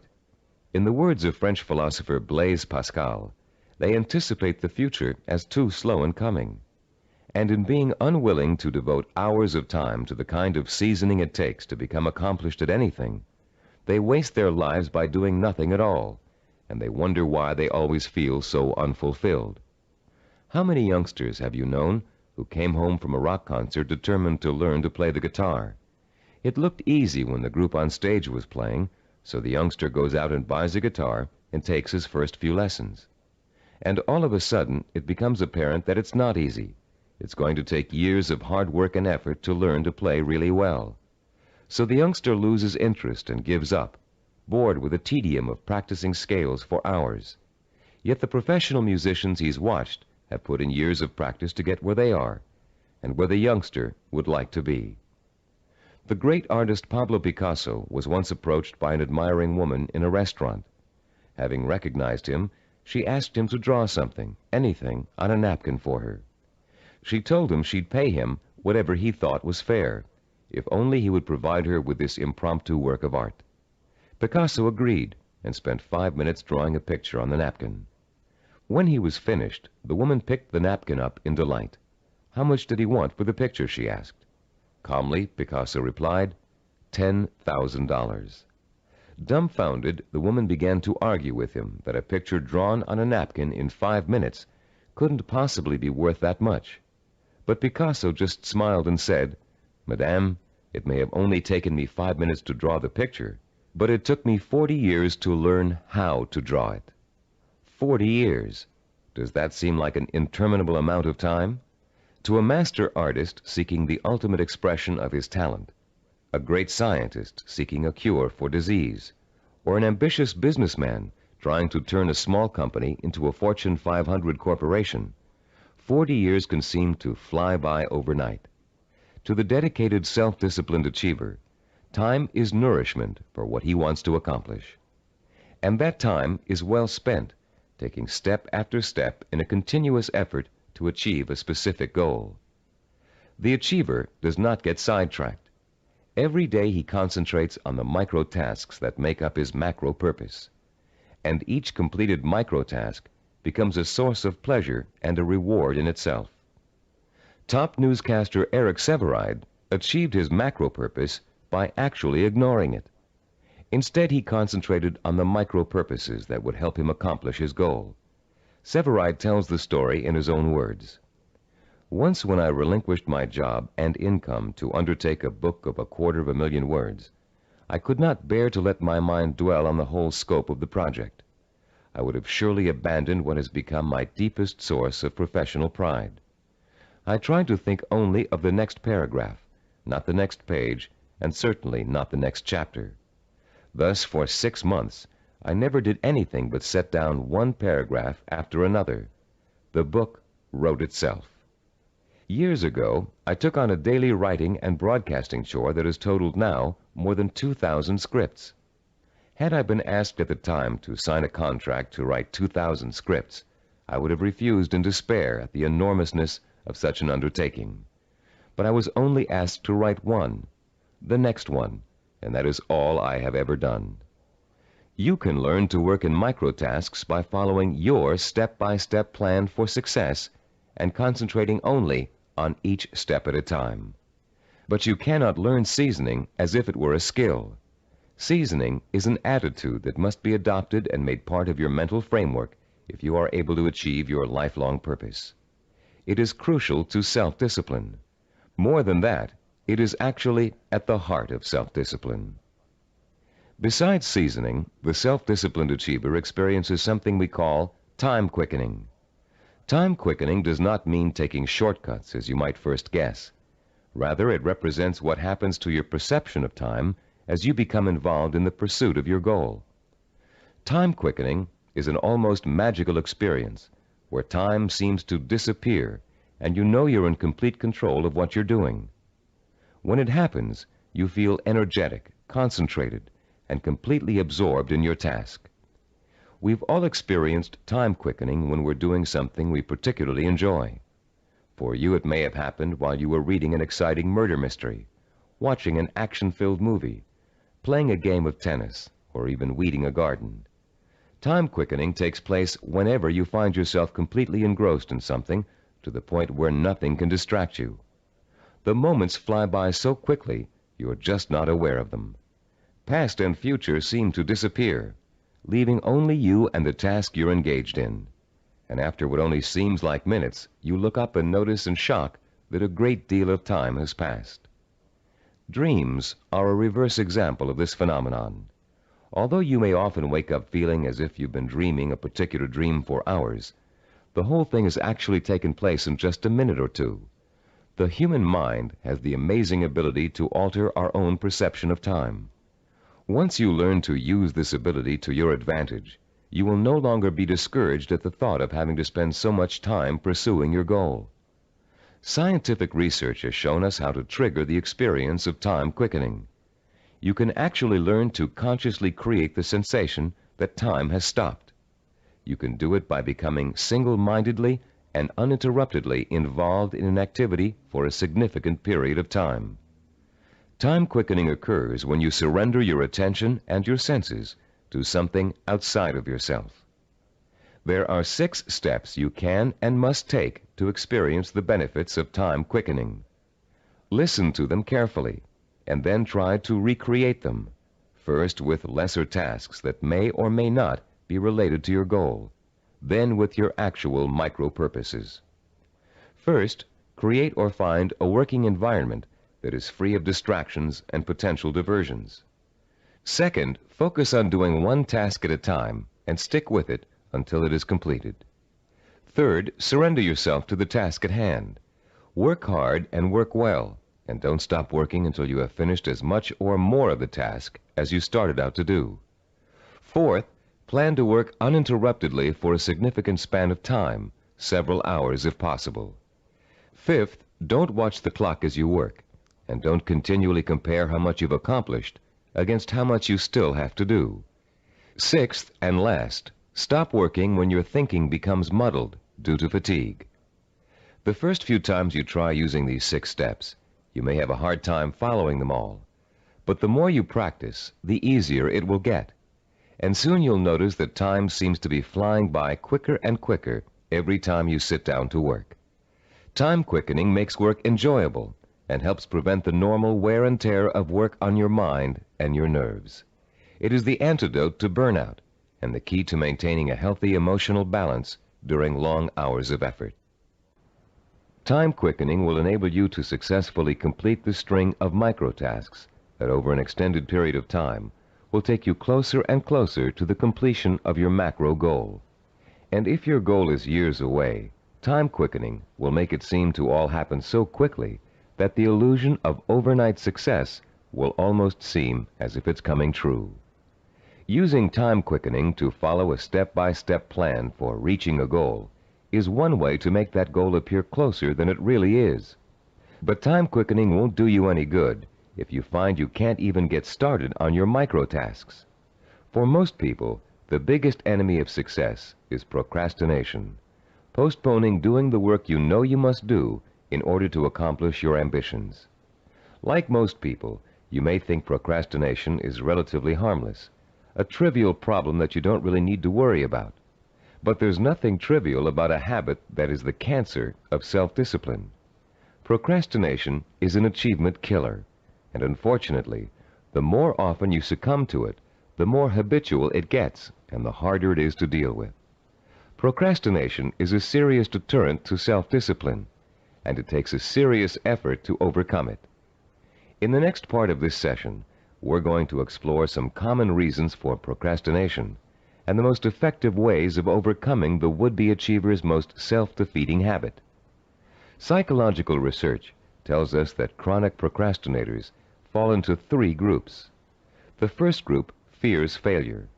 The second group fears success. And the third group uses procrastination as a way of rebelling against authority. Let's examine each of these groups to see how they turn their own psychological problems into reasons for procrastination. The first type of procrastinator may actually already be a successful business person or professional, but he or she is successful only up to a point. These people set such high standards for themselves that they live in constant fear of not being able to meet those standards. They cripple their own efforts to succeed by working at less than their capacity, so they are never really challenged and therefore never will fail. People who are successful early in life, usually in school or in an athletic career, often turn into this type of procrastinator. Take Sarah, for example, a city planner who graduated at the top of her class from Stanford University. Soon after graduation, Sarah joined the planning director's office in a major West Coast city. One of her duties is to generate reports for her boss to use in making important presentations. Sarah has begun putting off doing the reports until the last minute. While she collects the material in time, she finds that she dawdles with the writing process until the night before, or sometimes even the morning of the presentation. She then rushes through the writing and ends up turning out an adequate but far from superlative report. What Sarah manages to do in each case is avoid testing herself to the maximum. She is not certain whether she can live up to the high promise of her success in school. By putting off her work till the last minute, she doesn't have to find out the truth about her abilities, because of course at the last minute, nobody could be expected to turn out a perfect report. In the course of this kind of procrastination, Sarah has picked up a new skill called brinksmanship. She flirts with catastrophe by not doing her work in time, then pulls herself out of the brink at the last minute. If her performance doesn't measure up, she can always blame lack of time for failure. When her performance is good, she can applaud her ability to come through in the clutch. All that Sarah is proving is that she can do an adequate job at the last minute. The real test, what she'd do with the report if she took the time to work on it, has never been faced. The second group of procrastinators are afraid of the very thing most people are striving for, success. Some of these people are simply afraid to stand out from the crowd. They don't want to be seen as different.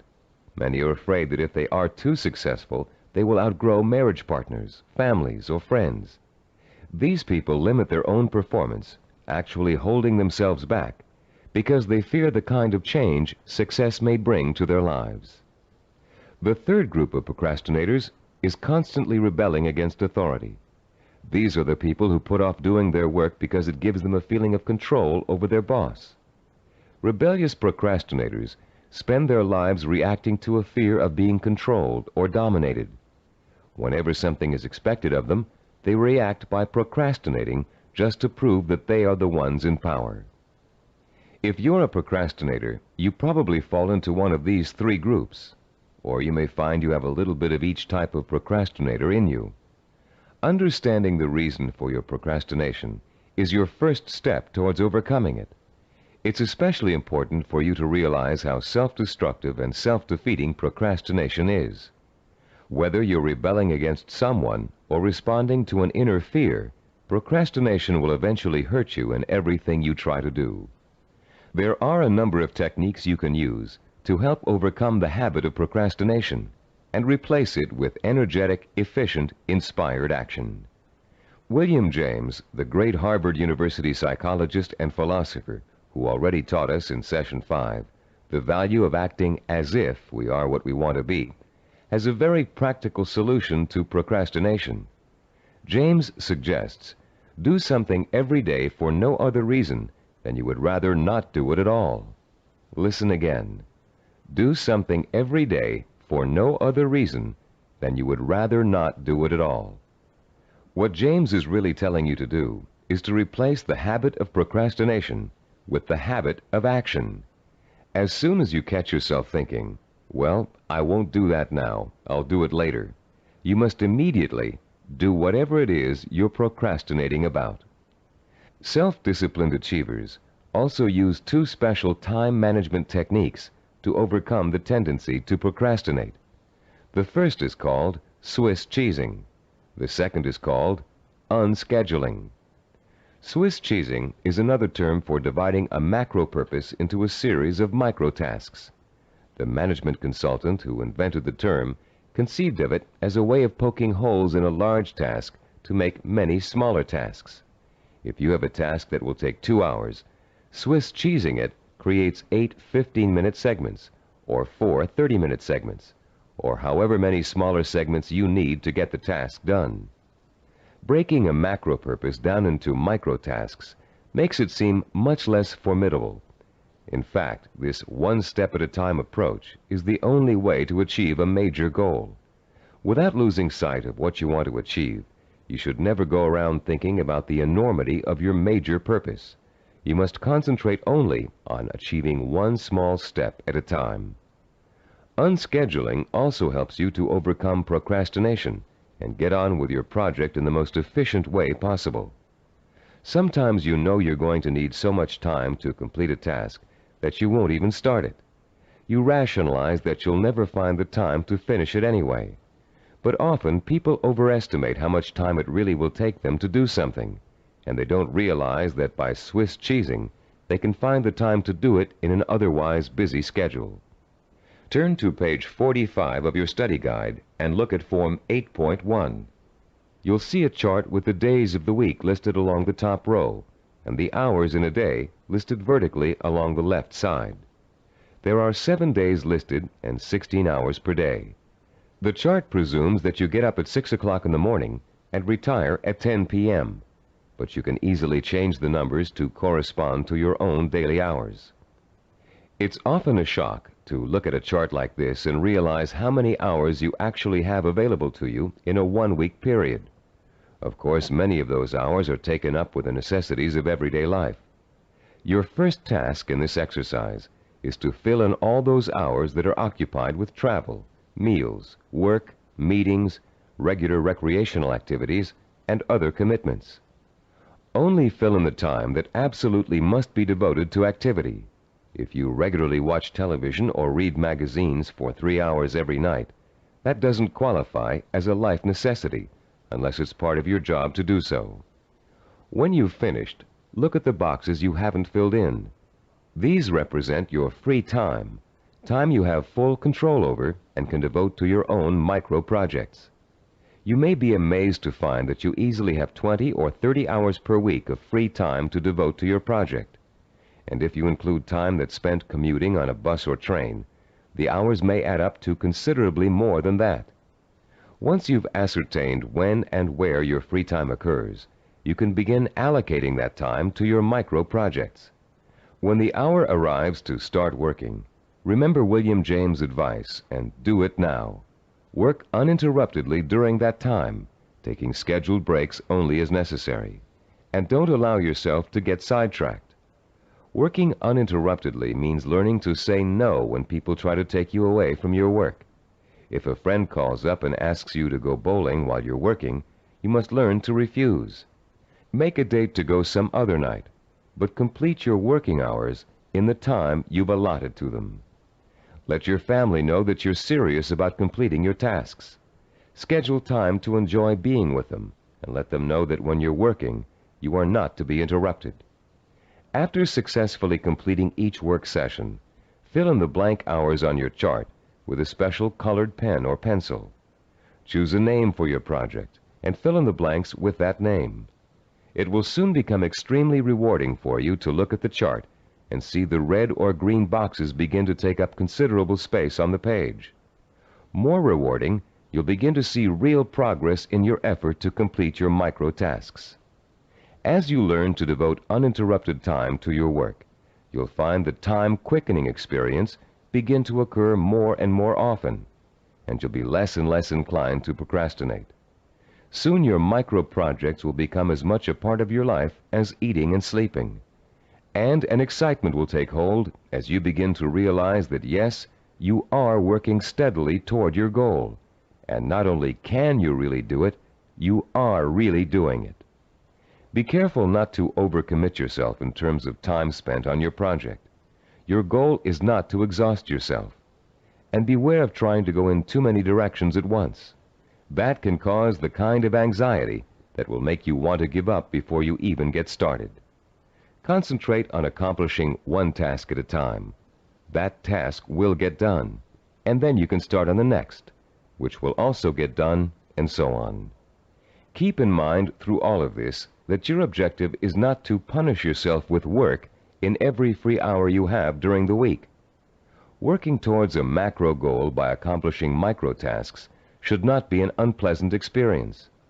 By creating a healthy balance between work and recreation, you'll find yourself looking forward to those hours when you can devote yourself to pursuing the goal that will make life truly worthwhile for you. You'll reach a point where you wouldn't trade those hours for anything in the world. You've come a long way in this session. You've learned how to overcome the tendency to procrastinate, how to experience time quickening, and how to learn to value seasoning as inevitable in reaching any goal. We'd like to make one more suggestion to you before ending this session. Put up a sign at your desk, table, or other workspace. A sign in big, bold letters that you can see every time you look up. This sign should say, "Use time or lose time." Let it serve as a constant reminder that time marches on, whether you're working toward your goal or not. And every minute that you are devoting to your micro projects is bringing you just a little bit closer to achieving your life's ambition. In the next session, you'll find out how self-disciplined achievers master the skills and knowledge they need to make their vision a reality. And you'll learn to broaden your own new field of knowledge by overcoming your learning blocks and harnessing your built-in powers of intelligence and discipline. In this session, we're going to talk about how you can identify and learn the knowledge and skills you need to master in order to achieve your vision and purpose.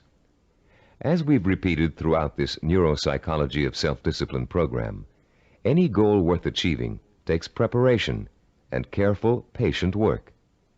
As easy as running is, as natural as it seems, you wouldn't go out today and run a marathon without months of preparation, slowly working up to 3 miles a day, then 7, then 10, then 15, gradually working toward the 26-mile goal. You would start marathon conditioning with a careful program of nutrition, stretching exercises, reading, talking to other runners, and even a doctor's checkup. You'd determine what knowledge and skills you'd need to accomplish your goal of 26 miles, and you'd accumulate the knowledge and skills step by step until your goal was achieved. The goal of this session is to help you learn how to learn. Many of us were programmed years ago with the belief that there are certain things we just cannot learn. We were tracked in school into one path or another because of test results which told us we had no aptitude for a particular subject area, or by teachers or counselors who believed we were best suited for one discipline over another. In some cases, the stereotype was as blatant as girls take home economics, boys take shop. In other cases, the grounds for tracking could have been racial or economic, or some other person's perception of our intelligence. In a now famous psychological study, new teachers in an elementary school were told that certain students in their classes were gifted and certain others were slow. In truth, there was no measurable difference in the student performance up till that time. But by the end of the following semester, the students labeled gifted were doing work above grade level, while the slow students were performing below. The only thing which had changed was the teachers' attitudes toward the children. Much of our response to learning has been based on what we've been told about our ability to learn.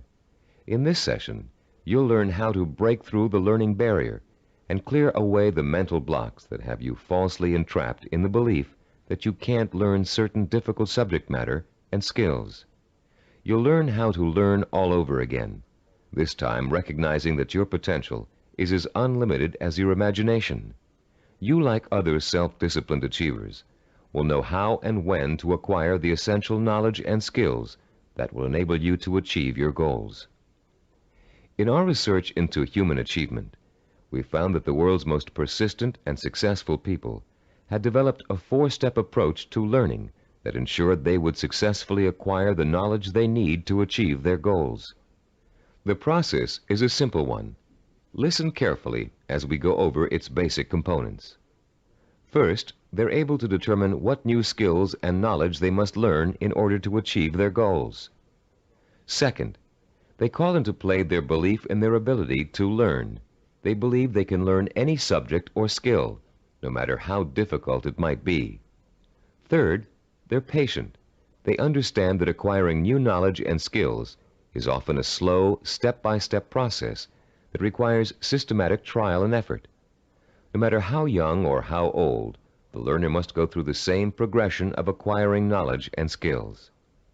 And fourth, they develop their own effective, personalized system for learning, a simple learning formula they can apply to any subject matter to efficiently and thoroughly master goal-relevant knowledge and skills. Let's delve into each of these steps in turn to see how they can be applied to your own learning efforts. The first step of a learning program to acquire a new skill can be approached much like the planning work we dealt with in Session 7. You can design a similar flow chart with an activity box labeled Start and a box labeled Finish. The intermediate steps are, of course, other activity boxes. Activities which must take place at the same time must appear one above the other. The activities that follow each other in chronological order are listed from left to right. The activity that comes first is to the left of the activity on the right. Any research you have to do, consultations you have to make, background materials you have to accumulate, all are entered on your flowchart in the proper activity boxes. Let's assume for a moment you're just about to begin your first year of college. Your ambition is to become a neurologist. You know that to get into medical school, you have to excel in college pre-medicine. The thought of taking 4 years of math, chemistry, and biology seems pretty intimidating, and becomes even more intimidating when you realize that you have to have almost a straight A average in those subjects to be even considered for medical school admission. The intimidation would quickly go away if you could develop a 4-year visual network plan that outlines specifically what you had to learn and in what order you would have to learn it, year by year. Then, upon viewing the completed network plan, look at it and develop the deep inner belief that you have it in yourself to master each of the subject matter areas. Let's work through a visual network plan for successfully completing college pre-med. Granted, most of you listening to this program won't want to become medical doctors, but this example is applicable to any situation in which new knowledge and skills must be learned. Turn to Diagram 9.1 on pages 48 and 49 of your study guide. I'll pause a few moments while you find Diagram 9.1.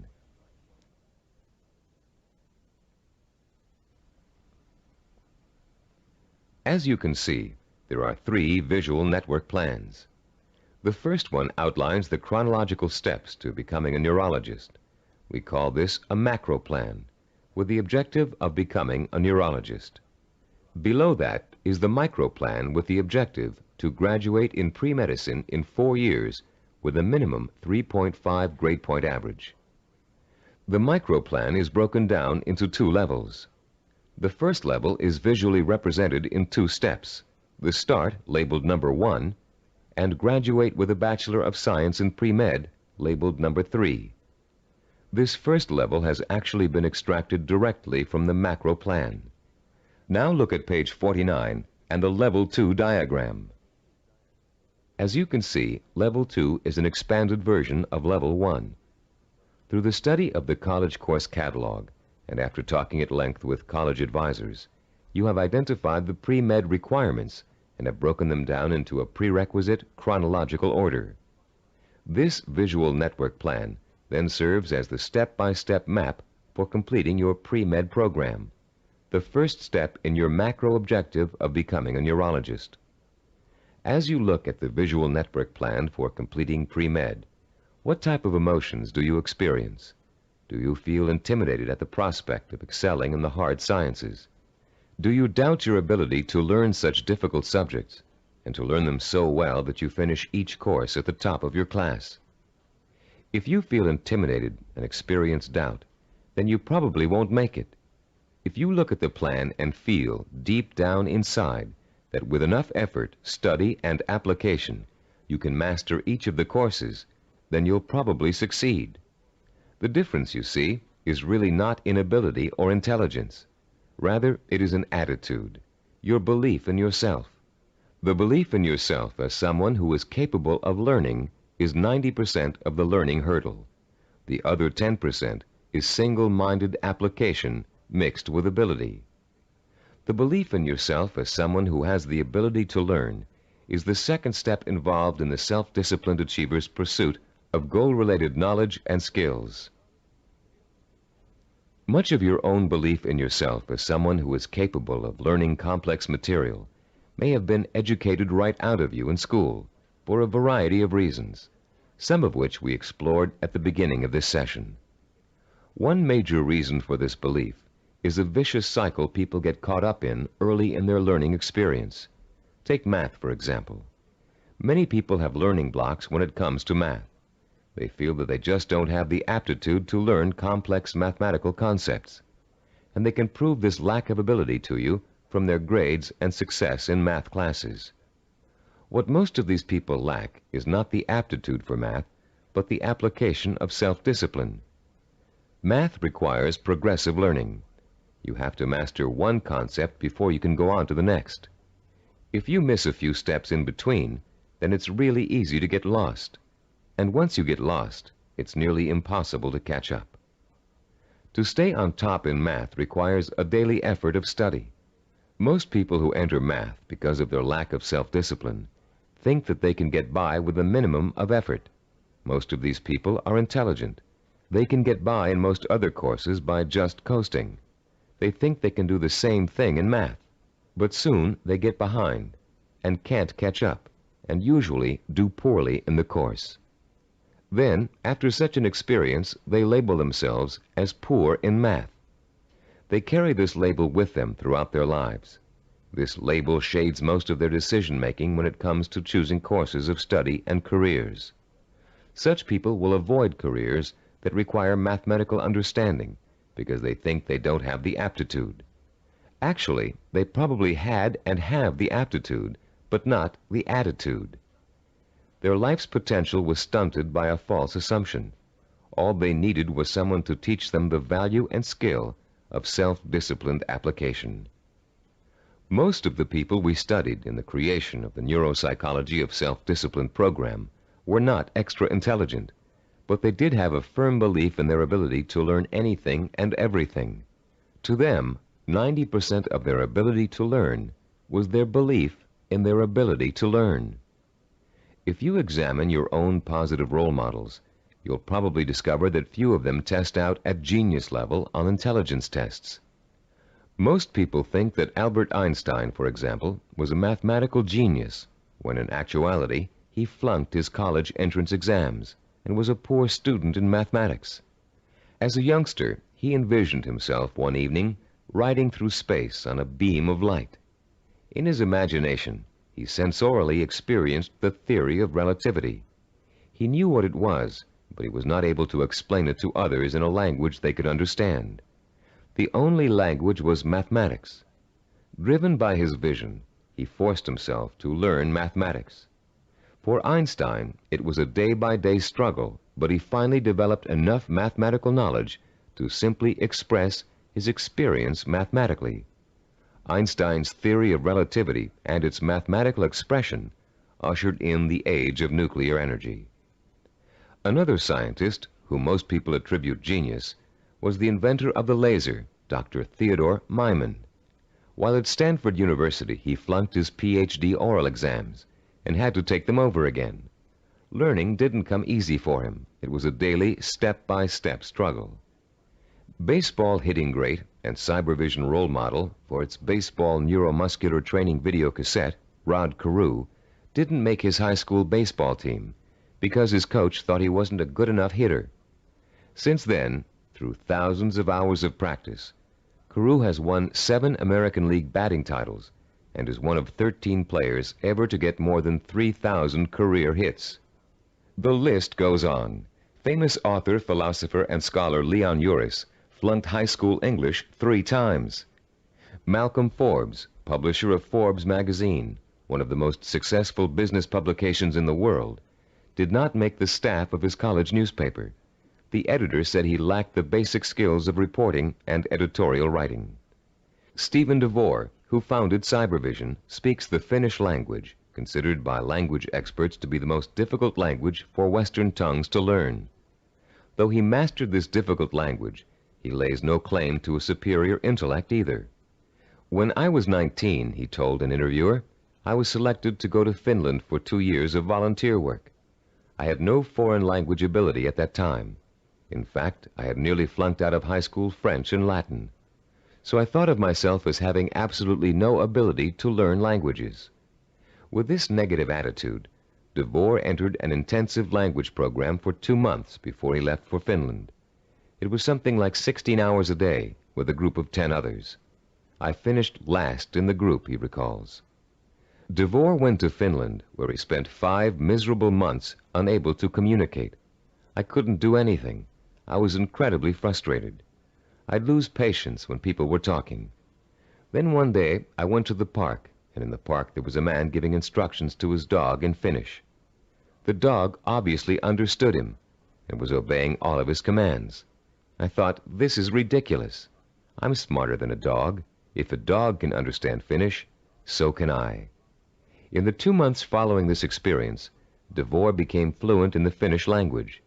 He learned to speak Finnish so well that he served as a translator for American businessmen and their families traveling to Finland.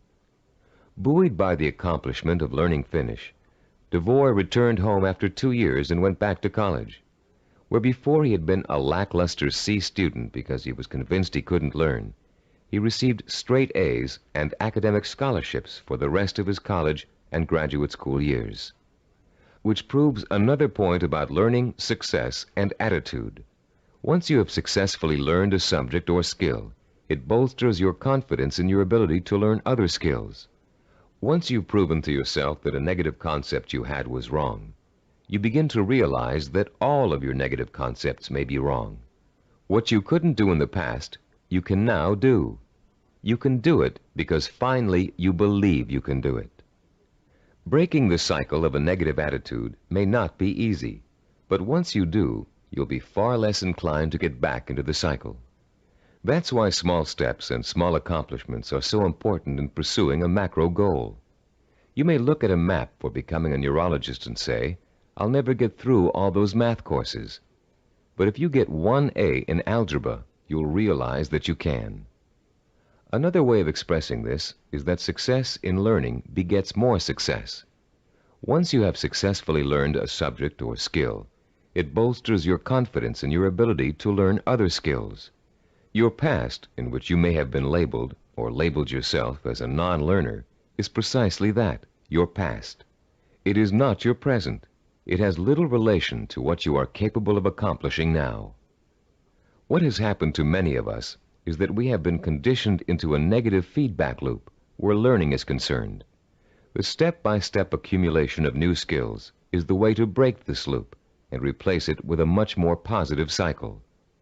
Which brings us to the 3rd step in the learning process, the attitude and value that learning takes time and patience. Most of us, at the time we are exposed to our greatest concentration of education, haven't developed the necessary self-discipline skills to be able to take advantage of it. And why should we? We were only children. Excellence, as we've been learning in this Neuropsychology of Self-Discipline program, is based on seasoned learning. Skills like medicine, mathematics, chemistry, dance, law, music, pottery, writing, languages, architecture, masonry, carpentry, the list is endless. All require seasoning, the accumulation of knowledge over time. The perseverance to stick with a task over a long period of time, sometimes decades.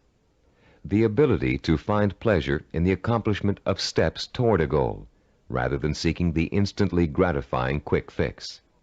All these are the hallmarks of the self-disciplined. A wise philosopher, in speaking of the seasoning of a learner, once said, "There are very few human beings who receive knowledge complete and staggering by instant illumination. Most of us acquire it fragment by fragment, on a small scale, by successive developments, cellularly, like a laborious mosaic." One other myth about the acquisition of knowledge has it that you can get too old to learn. This bit of fallacious thinking has been handed down in the aphorism that you can't teach old dogs new tricks. It's worth laying to rest. A classic incident from the life of the great poet Longfellow illustrates the relationship between age and learning. Told by Howard R. Driggs, the story goes, it happened that while the poet, at over 80 years of age, was still teaching at Harvard, one of his appreciative students asked him, "How do you keep so perennially young, Professor Longfellow? We never get tired of your classes. You always have something new and interesting to give." "I've never had that question put to me before," returned the poet. Then, looking out of the window, he said, "You see those 2 apple trees in the yard? Do you observe any difference between the blossoms on the older tree and those on the younger one?" "No," replied the student. "They look just alike to me." "How do you account for the fact that the old apple tree flowers out as beautifully as does the young one?" persisted the teacher. "Let me tell you the secret. That old tree managed last year to grow enough wood to put forth its new blossoms. Blossoms, you know, always come on the new wood." "Oh, I see," said the young man. "To keep young, one must keep growing." "Yes," came the quiet response. Einstein, in his later years, was asked the secret of his ability to learn. His reply also illustrates the point and importance of lifelong learning. Einstein said, "The more I learn, the more I realize I don't know. The more I realize I don't know, the more I want to learn." Age should be no barrier to the acquisition of new knowledge and skills. If you have the self-discipline to see your efforts through, you can learn anything at any age. Let's now discuss the 4th step in the learning process, a set of tried and proven principles that work together as a system to make learning easy. If you'll turn this cassette over now, we'll introduce you to a very simple yet powerful system to learn effectively at any age, whatever the subject area. A recent movie called Educating Rita beautifully illustrates the points we're going to discuss in the remainder of this session. This film is about a working-class Englishwoman who has a dream about becoming educated. The film tells the story of a personal odyssey as she pursues her vision, her dream, in the face of incredible obstacles. She faces at one point or another during the story conflicts with work, with transportation, with her parents, with schedules, with her mentor's desire and ability to teach, with the disdain of other more educated students, and with a husband who wants her to stay home and make babies, not thesis.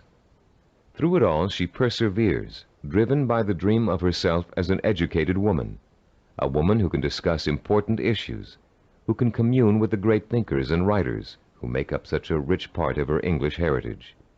She burns with the fire of her vision, a vision rich in dignity and strength. It's a vision she can hear, smell, taste, touch, and see. The actress, Julie Waters, expresses her character's struggle to change, to improve, to better herself, with such credibility that you can see the woman, Rita, change before your very eyes. There was nothing abstract about Rita's quest for education. Each book she read, each class she took, each time she met with her advisor or participated in a class discussion, was a visible step toward the completion of her goal. It was extraordinarily obvious how closely her vision and her process of learning were interconnected. Sometimes that connection is less obvious. So that's what the remainder of this session will speak to: how to recognize the connection between learning and the successful achievement of your goals. Learning is not simply the rote memorization of useless facts, or even useful facts. Of course, we're all aware that in 1492, Columbus sailed the ocean blue. But what does that have to do with our vision? The same lack of relationship to vision is often true with our attempts to understand abstract principles, as in mathematics, chemistry, or physics. They are very difficult to learn and use if we cannot see the direct applications to our everyday lives, to the pursuit of our purpose and vision. We ask ourselves, how is this going to help me in achieving my vision? Cybervision founder Steve DeVore recalls signing up for a course in statistics when he was attending graduate school. He hadn't taken the prerequisite higher math courses, but had gotten permission from the instructor to take the course anyway. DeVore's instructor, however, issued a dire warning at the beginning. Without those prerequisite courses, DeVore stood a good chance of failing. But forewarned is forearmed, and DeVore found a way to overcome his lack of preparation. The first week of class, he found himself swamped with mathematical concepts that were abstract and confusing. The only way I could make sense out of what was going on, he says, was to take each abstract principle and make it concrete. Instead of talking about X's, Y's, and Z's, I made them into apples and oranges, and I ended up with the second highest grade in the class. I find this concreteness also ties into vision, DeVore continues. Whenever you have to learn something that seems beyond your grasp, remember your vision and why you have to learn it. Then it will seem real and vital, and you'll have an easier time dealing with it. Whatever you have to learn, no matter how abstract or detailed the information, if it's necessary for your vision, then you can embody that information with your vision. Then it becomes something real and vital. You can put a handle on it. You have a reference for it. You've been learning the importance of vision all throughout this program. The sensory-rich, detailed kind of vision you created in Session 6 and are continuing to create on a daily basis. Making those visions concrete, you'll recall, sometimes even involved putting clippings or photographs of a desired goal upon the wall. This kind of work to strengthen vision is also at the heart of learning. As I promised earlier, I'm about to introduce you to a powerfully effective, easy-to-learn method of learning that will carry you through the rest of your life. This four-part learning system is the application of certain principles that reveal themselves in the course of our research with self-disciplined achievers. Learning and applying these principles will enable you to approach any subject matter with confidence and thoroughly learn the material no matter how difficult it might be. We call this system mega learning. We use the word mega to connote power. The power to achieve you acquire through the acquisition and application of knowledge. Let me quickly preview each of the 4 steps and then look at the process in greater detail. First, recognize the need to learn a principle. Second, relate the principle to your personal vision or goal. Third, internalize the principle by relating it to your own experience. And fourth, apply the principle in action. Let's examine each of these 4 steps in turn. First, recognize your need to learn new information and skills. You cannot reach your goal without getting an education first. This doesn't necessarily mean attending school. It means identifying the key skills and competencies that you must master if you are successfully going to reach your goal. Ask yourself, will I achieve my goal without this knowledge or skill? If your answer is no, then you have a strong motivation for learning. Your learning is now crucial, for without it, your road to achievement is blocked. Learning is a lot easier if you have a specific reason to learn. Once you recognize that you have a need to learn, you've taken the first step toward achieving your goal. Step 2 is simply asking yourself, how can I use this? How will it help me fulfill my vision? Imagine yourself achieving your goal and using the new knowledge and skills you are about to learn. See how each skill and bit of knowledge applies directly to your future success.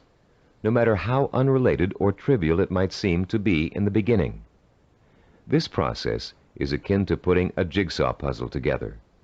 You have a picture of what you want to achieve on the jigsaw box. Inside the box are hundreds of related but unrelated pieces of the puzzle. You put two pieces together.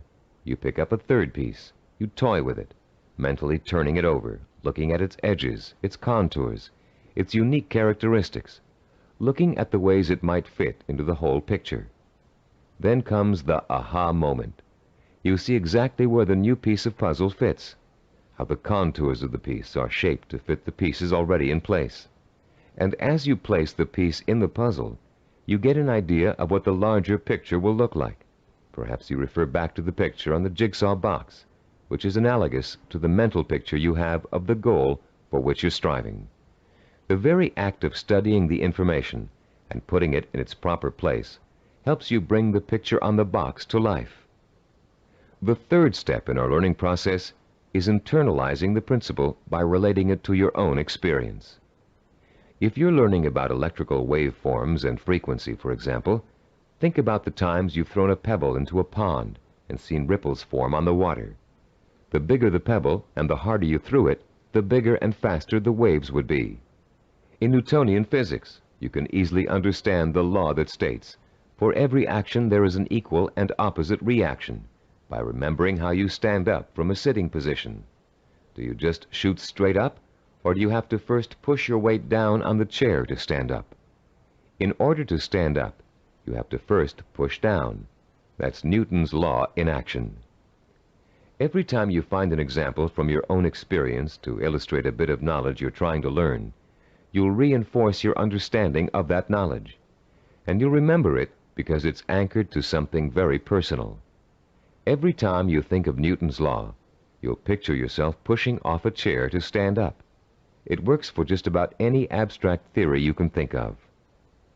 The fourth critical step in learning is the actual application of the principle you're trying to grasp. Throw pebbles in a pond and watch the action when you're learning waveform theory. Sit down and stand up over and over again until Newton's law is firmly planted in your mind. If you're studying a new language, use the new vocabulary you learn every single day. As you walk down the street or through your living room, try naming every object you see in your new language. Using these 4 steps to learning will make the experience easier, less frightening, and more fun. You'll make mistakes just as everybody does, but persistent application of the mega-learning system will pay off in greater understanding, greater memory retention, and a better education overall in whatever it is you're trying to learn. The 4 steps to enhance learning we've outlined here are similar to and related to the 4 stages which make up the process of creativity. Our definition of creativity is taking the knowledge and skills you learn and applying it to the realization of your purpose, vision, and goals. To be creative, you have to be armed with knowledge and skills tempered by experience. The first stage in the creative process is preparation. Creative problem solvers consciously collect all the information they can, gathering tools which will help them solve a problem or get a job done. During this stage, if there's a problem to be solved, the person might be perplexed, but at the same time excited about the possibility of coming up with a solution. Stage 2 is called incubation. Once the research has been done and the necessary information has been collected, the creative person often releases the problem and turns to something else, including rest, relaxation, or physical activity related to the problem. During this stage, the knowledge begins to reform itself below the level of consciousness, shifting and realigning until it becomes a whole. During this stage, tantalizing flashes of insights and glimpses of parts of the final solution may emerge. Stage 3 is called illumination. This is the moment of discovery. It is the point in time where all you have learned and experienced has been distilled in your mind. The solution or inspiration springs forth almost miraculously. Miraculously, if you don't recognize how much preparation and groundwork you've already laid in stage 1. Often this stage is accompanied by an overwhelming feeling of certainty that says, yes, this is the piece of art I want to create. Or yes, this is the product idea I want to explore. Stage 4 is called verification or revision. This stage takes place again on a conscious level. The details of an experimental process, if you are a scientist, must be worked out.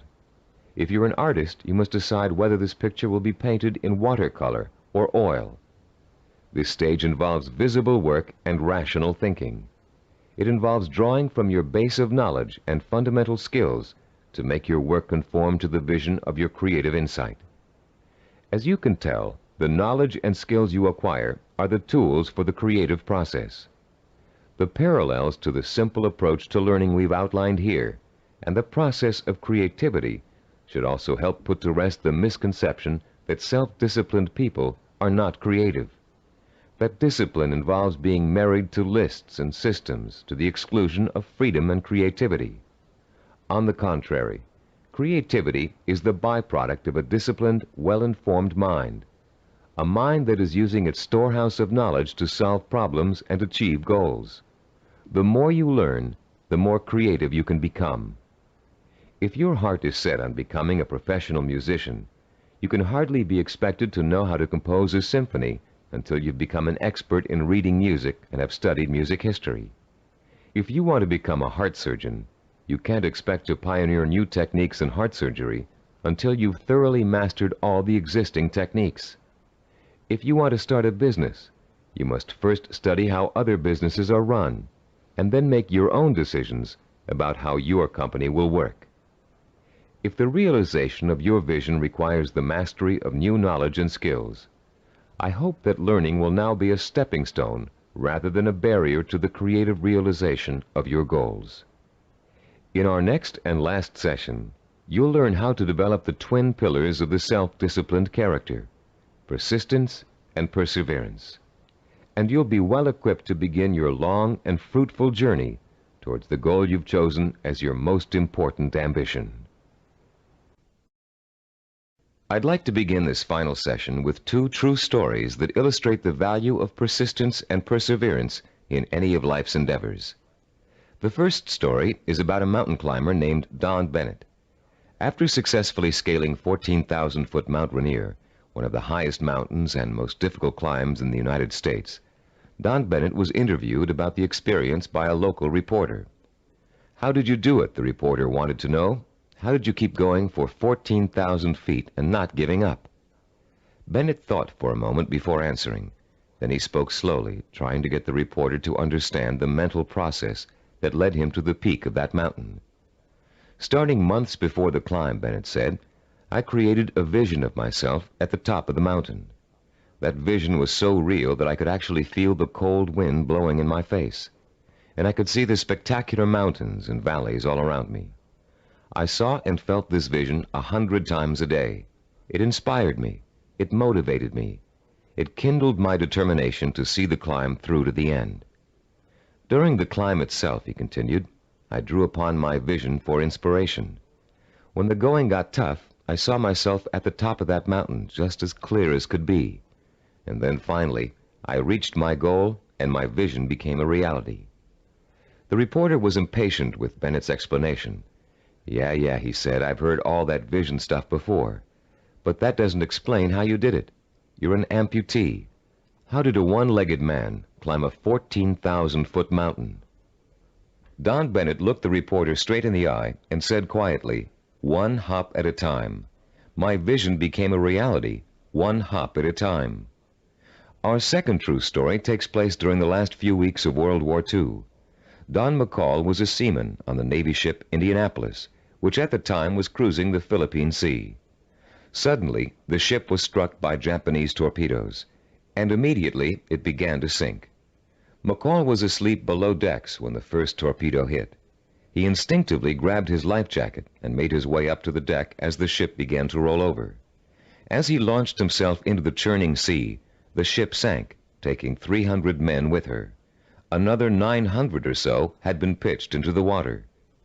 "I made up my mind that I was in big trouble," McCall told an interviewer, "and I also made up my mind that I would do whatever I had to do, no matter how painful, to survive." The first thing McCall did was to move away from the other survivors and float alone. He knew about the dangers of mass panic, especially if there was a shark attack, and he knew he'd stand a better chance if he stayed away from the other men.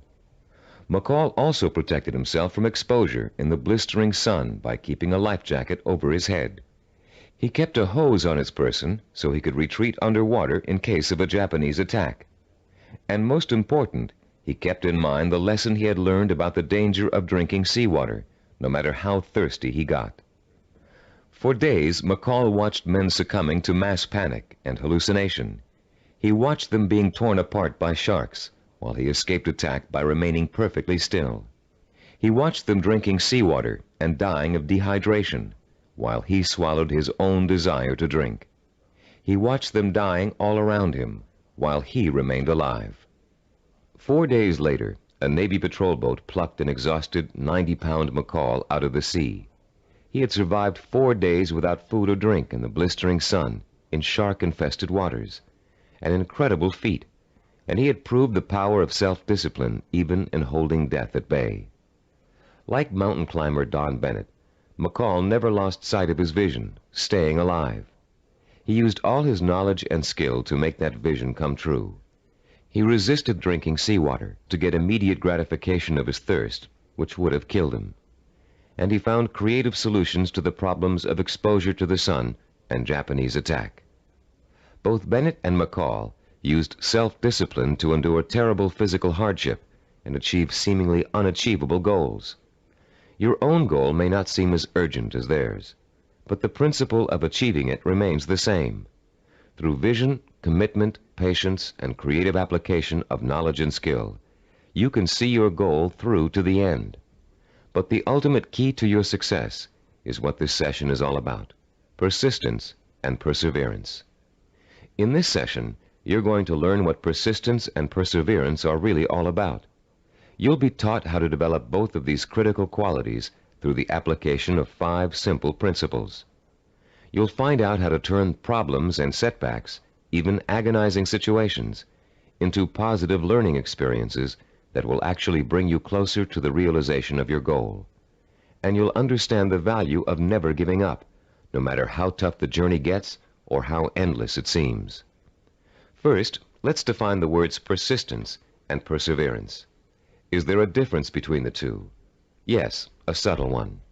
Persistence means never giving up. Perseverance means persisting in spite of hardships, opposition, and setbacks. Mountain climber Bennett and Navy seaman McCall displayed both persistence and perseverance in their heroic efforts to reach their goals. Bennett had to use his one leg to hop at least 30,000 times to get up to the top of Mount Rainier. McCall had to stay calm and follow a life-saving plan while spending 4 days in shark-infested waters without any food or drink. These men reached their goals because they had already developed the qualities of persistence and perseverance. Now you are going to learn how to develop these qualities too. There are 5 crucial steps involved in learning how to develop into the kind of self-disciplined achiever who never quits and never loses sight of his or her goal. Listen carefully while I outline each one. The first step is to rekindle and refuel your vision and purpose every single day. Remind yourself daily of the rewards and benefits that await you when you successfully realize your goal. The emotion you draw from these constant reminders of why you're working so hard and giving up so many things will sustain your powers of persistence and perseverance. The second step is to firmly anchor the following attitude deep within your heart and mind. I can achieve anything I set my mind to. Nothing is impossible for me to achieve if I want it badly enough and am willing to pay the price for it. No matter how much hard work it takes, no matter how long it takes, no matter how difficult it is, I can and will achieve my goal. I will never forget that a journey of 1,000 miles begins with a single step. Step 3. Realize that obstacles are going to arise and setbacks are going to occur. Keep in mind that these difficulties are really opportunities to learn. Every obstacle that you overcome, every setback you bounce back from, strengthens your character and makes you smarter and stronger. Whatever you do, don't try to hide from or ignore problems. They never go away by themselves. Meeting challenges squarely and solving problems creatively is at the heart of self-discipline and at the heart of achievement. As Benjamin Franklin said, those things that hurt instruct. When your progress seems blocked, it means that it's time to increase your knowledge and look for creative solutions. This is the fourth step in developing persistence and perseverance. You may be doing the wrong things for the right reasons, and now is the time to find out. Start experimenting with taking different paths to your destination. But whatever you do, don't quit. Most people quit when things don't work out as they planned, or when they realize how much hard work they're going to have to do. Remember, a failure is someone who has not learned from his mistakes. Step 5. Turn your work into fun. Make what you have to do into something you want to do. Working towards a lifelong goal shouldn't feel like a sacrifice, because that goal is what you want more than anything in the world. If you follow these 5 steps faithfully, your long road to success will turn into an exciting journey of knowledge, discovery, challenge, and reward. And for as long as you feel you're making progress, even hard work and minor interferences won't shake you from your purpose. The real problem arises when a major setback occurs, especially if it's unforeseen. A seemingly insurmountable obstacle is often enough to make even the most determined achiever decide that the fight simply isn't worth it. Setbacks make people give up just at the point when they should not. How can you deal successfully with setbacks? How can you learn not to feel like a failure when it suddenly seems that all of your hard work may have been for nothing? There are 5 ways you can turn every setback you encounter into a learning experience, one that will leave you stronger and wiser and more determined than ever to keep working toward your goal. Listen carefully while I outline each one in turn. First, never try to ignore a problem or handicap. Deal with your problems directly. Don't avoid them or try to hide from them. If you want to start a business but can't find people to back you up financially, that doesn't give you the right to plunge into your project with no capital and a lot of ideas for spending money. If you want to become a doctor but don't have the grades to get into medical school, it won't help you to start applying to schools you know you can't get into. When you have a problem, study it from all angles and try to determine the best way to proceed. Which brings us to our second point. Don't blame other people for your setbacks, and don't chalk it up to bad luck. You make your own luck in this life, and you have to solve your own problems. Learn to tackle them head on, being as realistic as possible and as level-headed as possible. Mentors can often provide a great deal of help in a bad situation. Try acting as if you are your own mentor. What would he or she do in your situation? Or what has he or she already done to overcome an obstacle similar to yours? Third, continually strive to strengthen your qualities of self-discipline. Setbacks often occur because of weaknesses in certain areas. Try to turn those weaknesses into strengths. Be your own severest critic, but not your own worst enemy. Don't tell yourself, I failed. Tell yourself, I slipped, but I'm going to pick myself up and go on. Fourth, in almost every setback, there's a seed of opportunity, a silver lining, if you will. Find it and use it. You may find yourself taking a slightly different path to achieving your goal than you first imagined, but you'll get there just the same. Take the new path and see where it leads you. Following this philosophy helps take the emotional sting out of setbacks and is a good antidote for discouragement, and it's a healthier way to react to a bad situation than deciding to give up. Fifth, always remember that no matter how difficult a problem is, or how insurmountable it seems, there's always a solution. A problem is only really a problem if you think you can't solve it. If you take the attitude that every problem has a solution, and you approach your problem with an open and creative mind, you'll find that solution. A young woman we know named Carol Napier was faced with and managed to overcome the kind of setbacks that might make anybody want to give up. Her story is so inspiring that we'd like to end this session with her example of what it's like to be a self-disciplined achiever who never quits no matter what. At 26, Karl had a degree in marketing and a good job as a marketing assistant, with an eye to moving up in the company she worked for as soon as there was an opening for a higher position. Karl had diabetes, diagnosed when she was 12, but had always been able to keep it under control with insulin shots, and had always lived a perfectly normal, relatively healthy life. In the spring of Karl's 26th year, she began having trouble with her eyes. Doctors told her that her diabetes was causing her to slowly lose her eyesight. At first, Karl refused to believe it, but when she began having trouble driving, she realized the doctors were right, and she would have to re-evaluate her job and her purpose in life to deal with the problem of approaching blindness. But before Karl could come up with a solution to that problem, her kidneys also began to fail. Ultimately, she needed a kidney transplant, which was done successfully when she turned 27. Everything seemed to be going fine when a sudden episode of insulin shock left Karl paralyzed from the waist down. Karl recalls wanting to quit then and there. At that point, I just wanted to go to sleep and never wake up. The depression got so bad that I realized I couldn't go on this way. I only had one choice, and that was to get myself out of this. Slowly, Karl regained her strength, learning to walk again with the aid of physical therapy. She rewarded herself for her progress by making a trip across the country alone to visit her parents for Thanksgiving, a trip friends tried to dissuade her from taking, but which proved to Karl that she could still make it on her own. Today, Karl is attending college, studying for a master's degree in rehabilitative education. She has decided to spend the rest of her life helping people face and overcome problems like hers. She is completely blind and still walks with a cane, but that has not stopped her from pursuing a goal many healthy people would find difficult to achieve.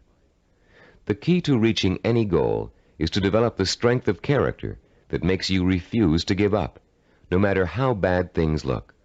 The most amazing thing about persistence and perseverance is that they make it almost impossible for you not to succeed in your endeavors. In this session, you've learned the importance of not being a quitter, of learning from your mistakes, and of keeping an open mind when it comes to finding creative solutions to problems you may think are unsolvable.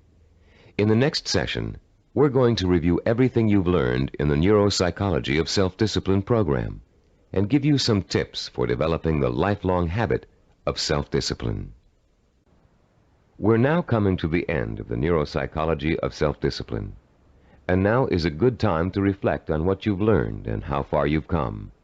It's also a good time to start thinking about how you're going to maintain and develop your self-disciplined character for the rest of your life, because the process of becoming an achiever never really ends. In the years to come, you'll find yourself learning from trial and error, from accomplishments, from setbacks, from disappointments, from rewards, from the feeling of satisfaction you get when a job has been well done. The more you achieve, the more you'll learn one of the greatest secrets of achievement. Success breeds success. Every small step you take on the road to your goal will make it easier to take the next step. And once you've achieved your goal, you'll probably find that there's another goal you want to achieve. Along the way, you'll delight in the process of watching yourself in action, making corrections in your methods and strategies as you strive toward your ultimate goal and the hundreds of smaller goals you will successfully reach on the way. Let's talk about the milestones you've already passed. In Session 1, which you listened to some time ago, you uncovered the master key to your highest potential, self-discipline. We defined self-discipline as the ability to work systematically and progressively toward a goal, to become positively obsessed with that goal, and to let that obsession lead you to accomplishment. We talked about the problems caused by lack of self-discipline. We learned about the waste of potential, the drifting from job to job, from relationship to relationship, of the person who has no real sense of purpose and an undisciplined approach to life in general. We also talked about the problems of wanting immediate gratification and how that always leads to failure because it means refusing to pay for success with hard work. There is no other way to be successful except through hard work. The words pay for shouldn't bother you. All accomplishments come with a price tag, just like something you might want to buy. And just as you will save for an item you really want to buy, cutting your budget and making financial sacrifices, you should also be willing to make sacrifices in order to reach your goal. You may have to give up time, recreational activities, other priorities in your life. But it won't be difficult to do, because reaching your goal will become a more important source of pleasure. In Session 2, you were introduced to the 10 characteristics of the self-disciplined achiever. These characteristics served as a model against which you could compare your own strengths and weaknesses. Let's review them quickly now, to refresh your memory and see how far you've come in absorbing the principles of this program. First, self-disciplined achievers have a strong sense of purpose. They have a cause or direction to which they have chosen to dedicate their lives. This cause gives them meaning in their lives and a reason to exist. Second, the self-disciplined seek out positive role models, called mentors, to teach them how to best approach their goal and overcome setbacks and obstacles along the way. Third, self-disciplined achievers use sensory images to provoke the kind of emotion that keeps them working toward their goal for as long as it takes to achieve it. Fourth, those possessing an iron will dwell on the fulfillment of their vision rather than on fear and failure. They have a positive attitude toward themselves and their goal and refuse to let setbacks get them down. Fifth, the self-disciplined achiever has a deep-rooted belief in his or her ability to achieve. This "I know I can do it" attitude is nurtured by their study of mentors and their realization that the only thing that stands between themselves and their goals is hard work and self-discipline. Sixth, self-disciplined achievers have the ability to plan and organize. They know that a goal can never successfully be reached in a haphazard way. They understand that they must map out a blueprint for success if they are ever to realize their highest ambitions. Seventh, they know how and when to acquire the essential knowledge and skills they need to achieve their goals. This comes from the planning and organization work they did earlier. Eighth, self-disciplined achievers have patience. They understand the concept of seasoning and its importance in reaching any goal. Time does not frighten them. Ninth, people who achieve their goals do so through persistence and perseverance. They are stubborn in their efforts to achieve, and they never give up. 10th, self-disciplined achievers have a mature attitude toward pleasure. Rather than seeking any diversion that will temporarily make them feel better, they take the most pleasure in doing the work that will help them achieve their goal. How many of these 10 characteristics did you remember? We suggest you play Session 2 over and over again until you can recall every one of them without prompting. Making these qualities a part of your own personality is what acquiring self-discipline is all about. And the more you listen to them, the more you think about them, the more they will become a part of your own life. In Session 3, we delved deeply into the scientific basis for this program. You learned how the key to success is developing the kind of constant internal motivation that keeps you on course through problems and setbacks, through temporary boredom or fatigue, through periods of doubt or discouragement. And you found out why other motivational programs fail to give you the sustenance you need to pursue your goal for weeks, months, or years.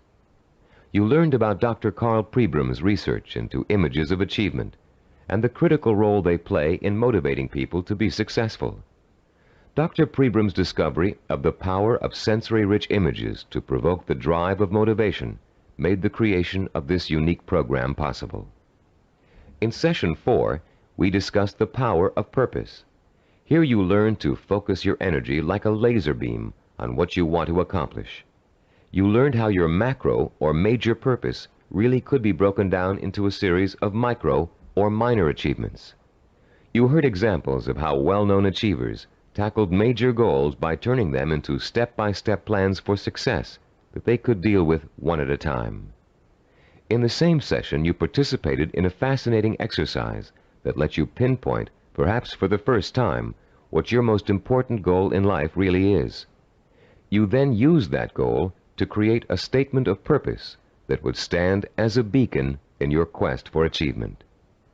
In Session 5, we talked about mentors and role models. You learned about the process of modeling, the basis for human learning. We talked about how models are both a blueprint and an inspiration for our own activity and our own growth. You learned how models help shorten the trial and error process we must all go through before chalking up an accomplishment. You also learned how to choose a role model and how to turn that model into an inspirational but not awe-inspiring figure. You learned the value of realizing that your role model has faults and weaknesses just as you do, but has succeeded in spite of them. In Session 6, you learned how to translate your purpose into sensory images that would fuel your inner fire of determination and ambition. And you learn how to daily reinforce your mental images of achievement, to make them a permanent part of your body and mind. In Session 7, you were introduced to visual network planning. This planning system applies to any endeavor, from making a movie to making a run for the presidency. The system works by breaking down what you want to accomplish into logical building blocks. It helps you keep track of your achievements over a long period of time, and is a reward in itself for work well done. In the same session, you learned to become a storyteller. The story was that of your own success. You used your rich powers of imagination and your best verbal skills to detail the steps you took to accomplish your most important goals. In Session 8, you learned about the self-disciplined achiever's attitude toward time.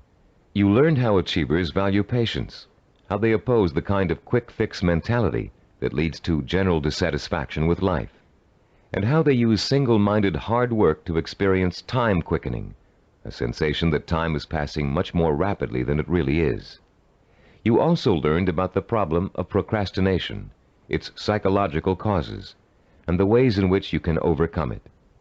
You learned why it is considered the single most important cause of failure, and why it's so important for you to develop a do-it-now attitude before you try to do anything else.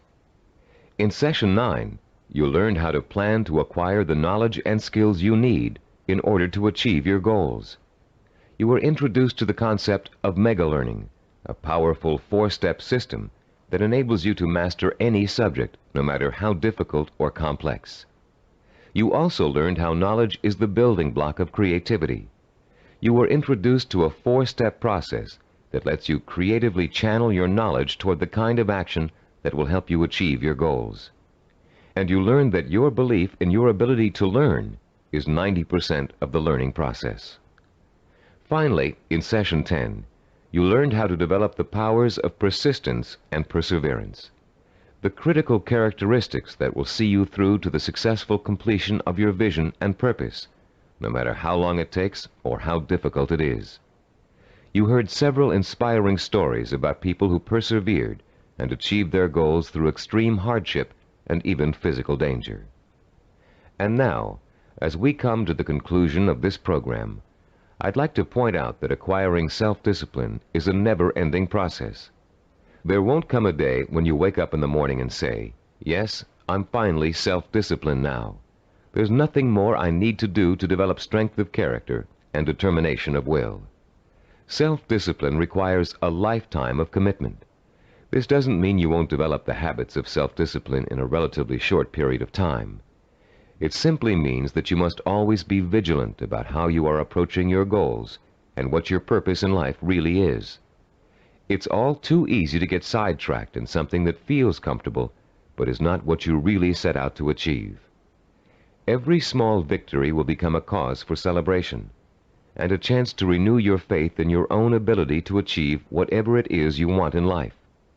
And as you achieve it, you will find yourself becoming the kind of person you've always admired, the kind of person who could pursue a goal so single-mindedly, so stubbornly, and so patiently that he or she could not help but achieve it. I'm Richard Gebhardt. Thank you for joining me in this Cybervision program. This is released for the sake of education. This is a brief key insight about all the concepts of the book. We provide free audiobooks, key insights, summaries, and brief study notes on the concepts of the books. So make sure to subscribe and become a part of our family.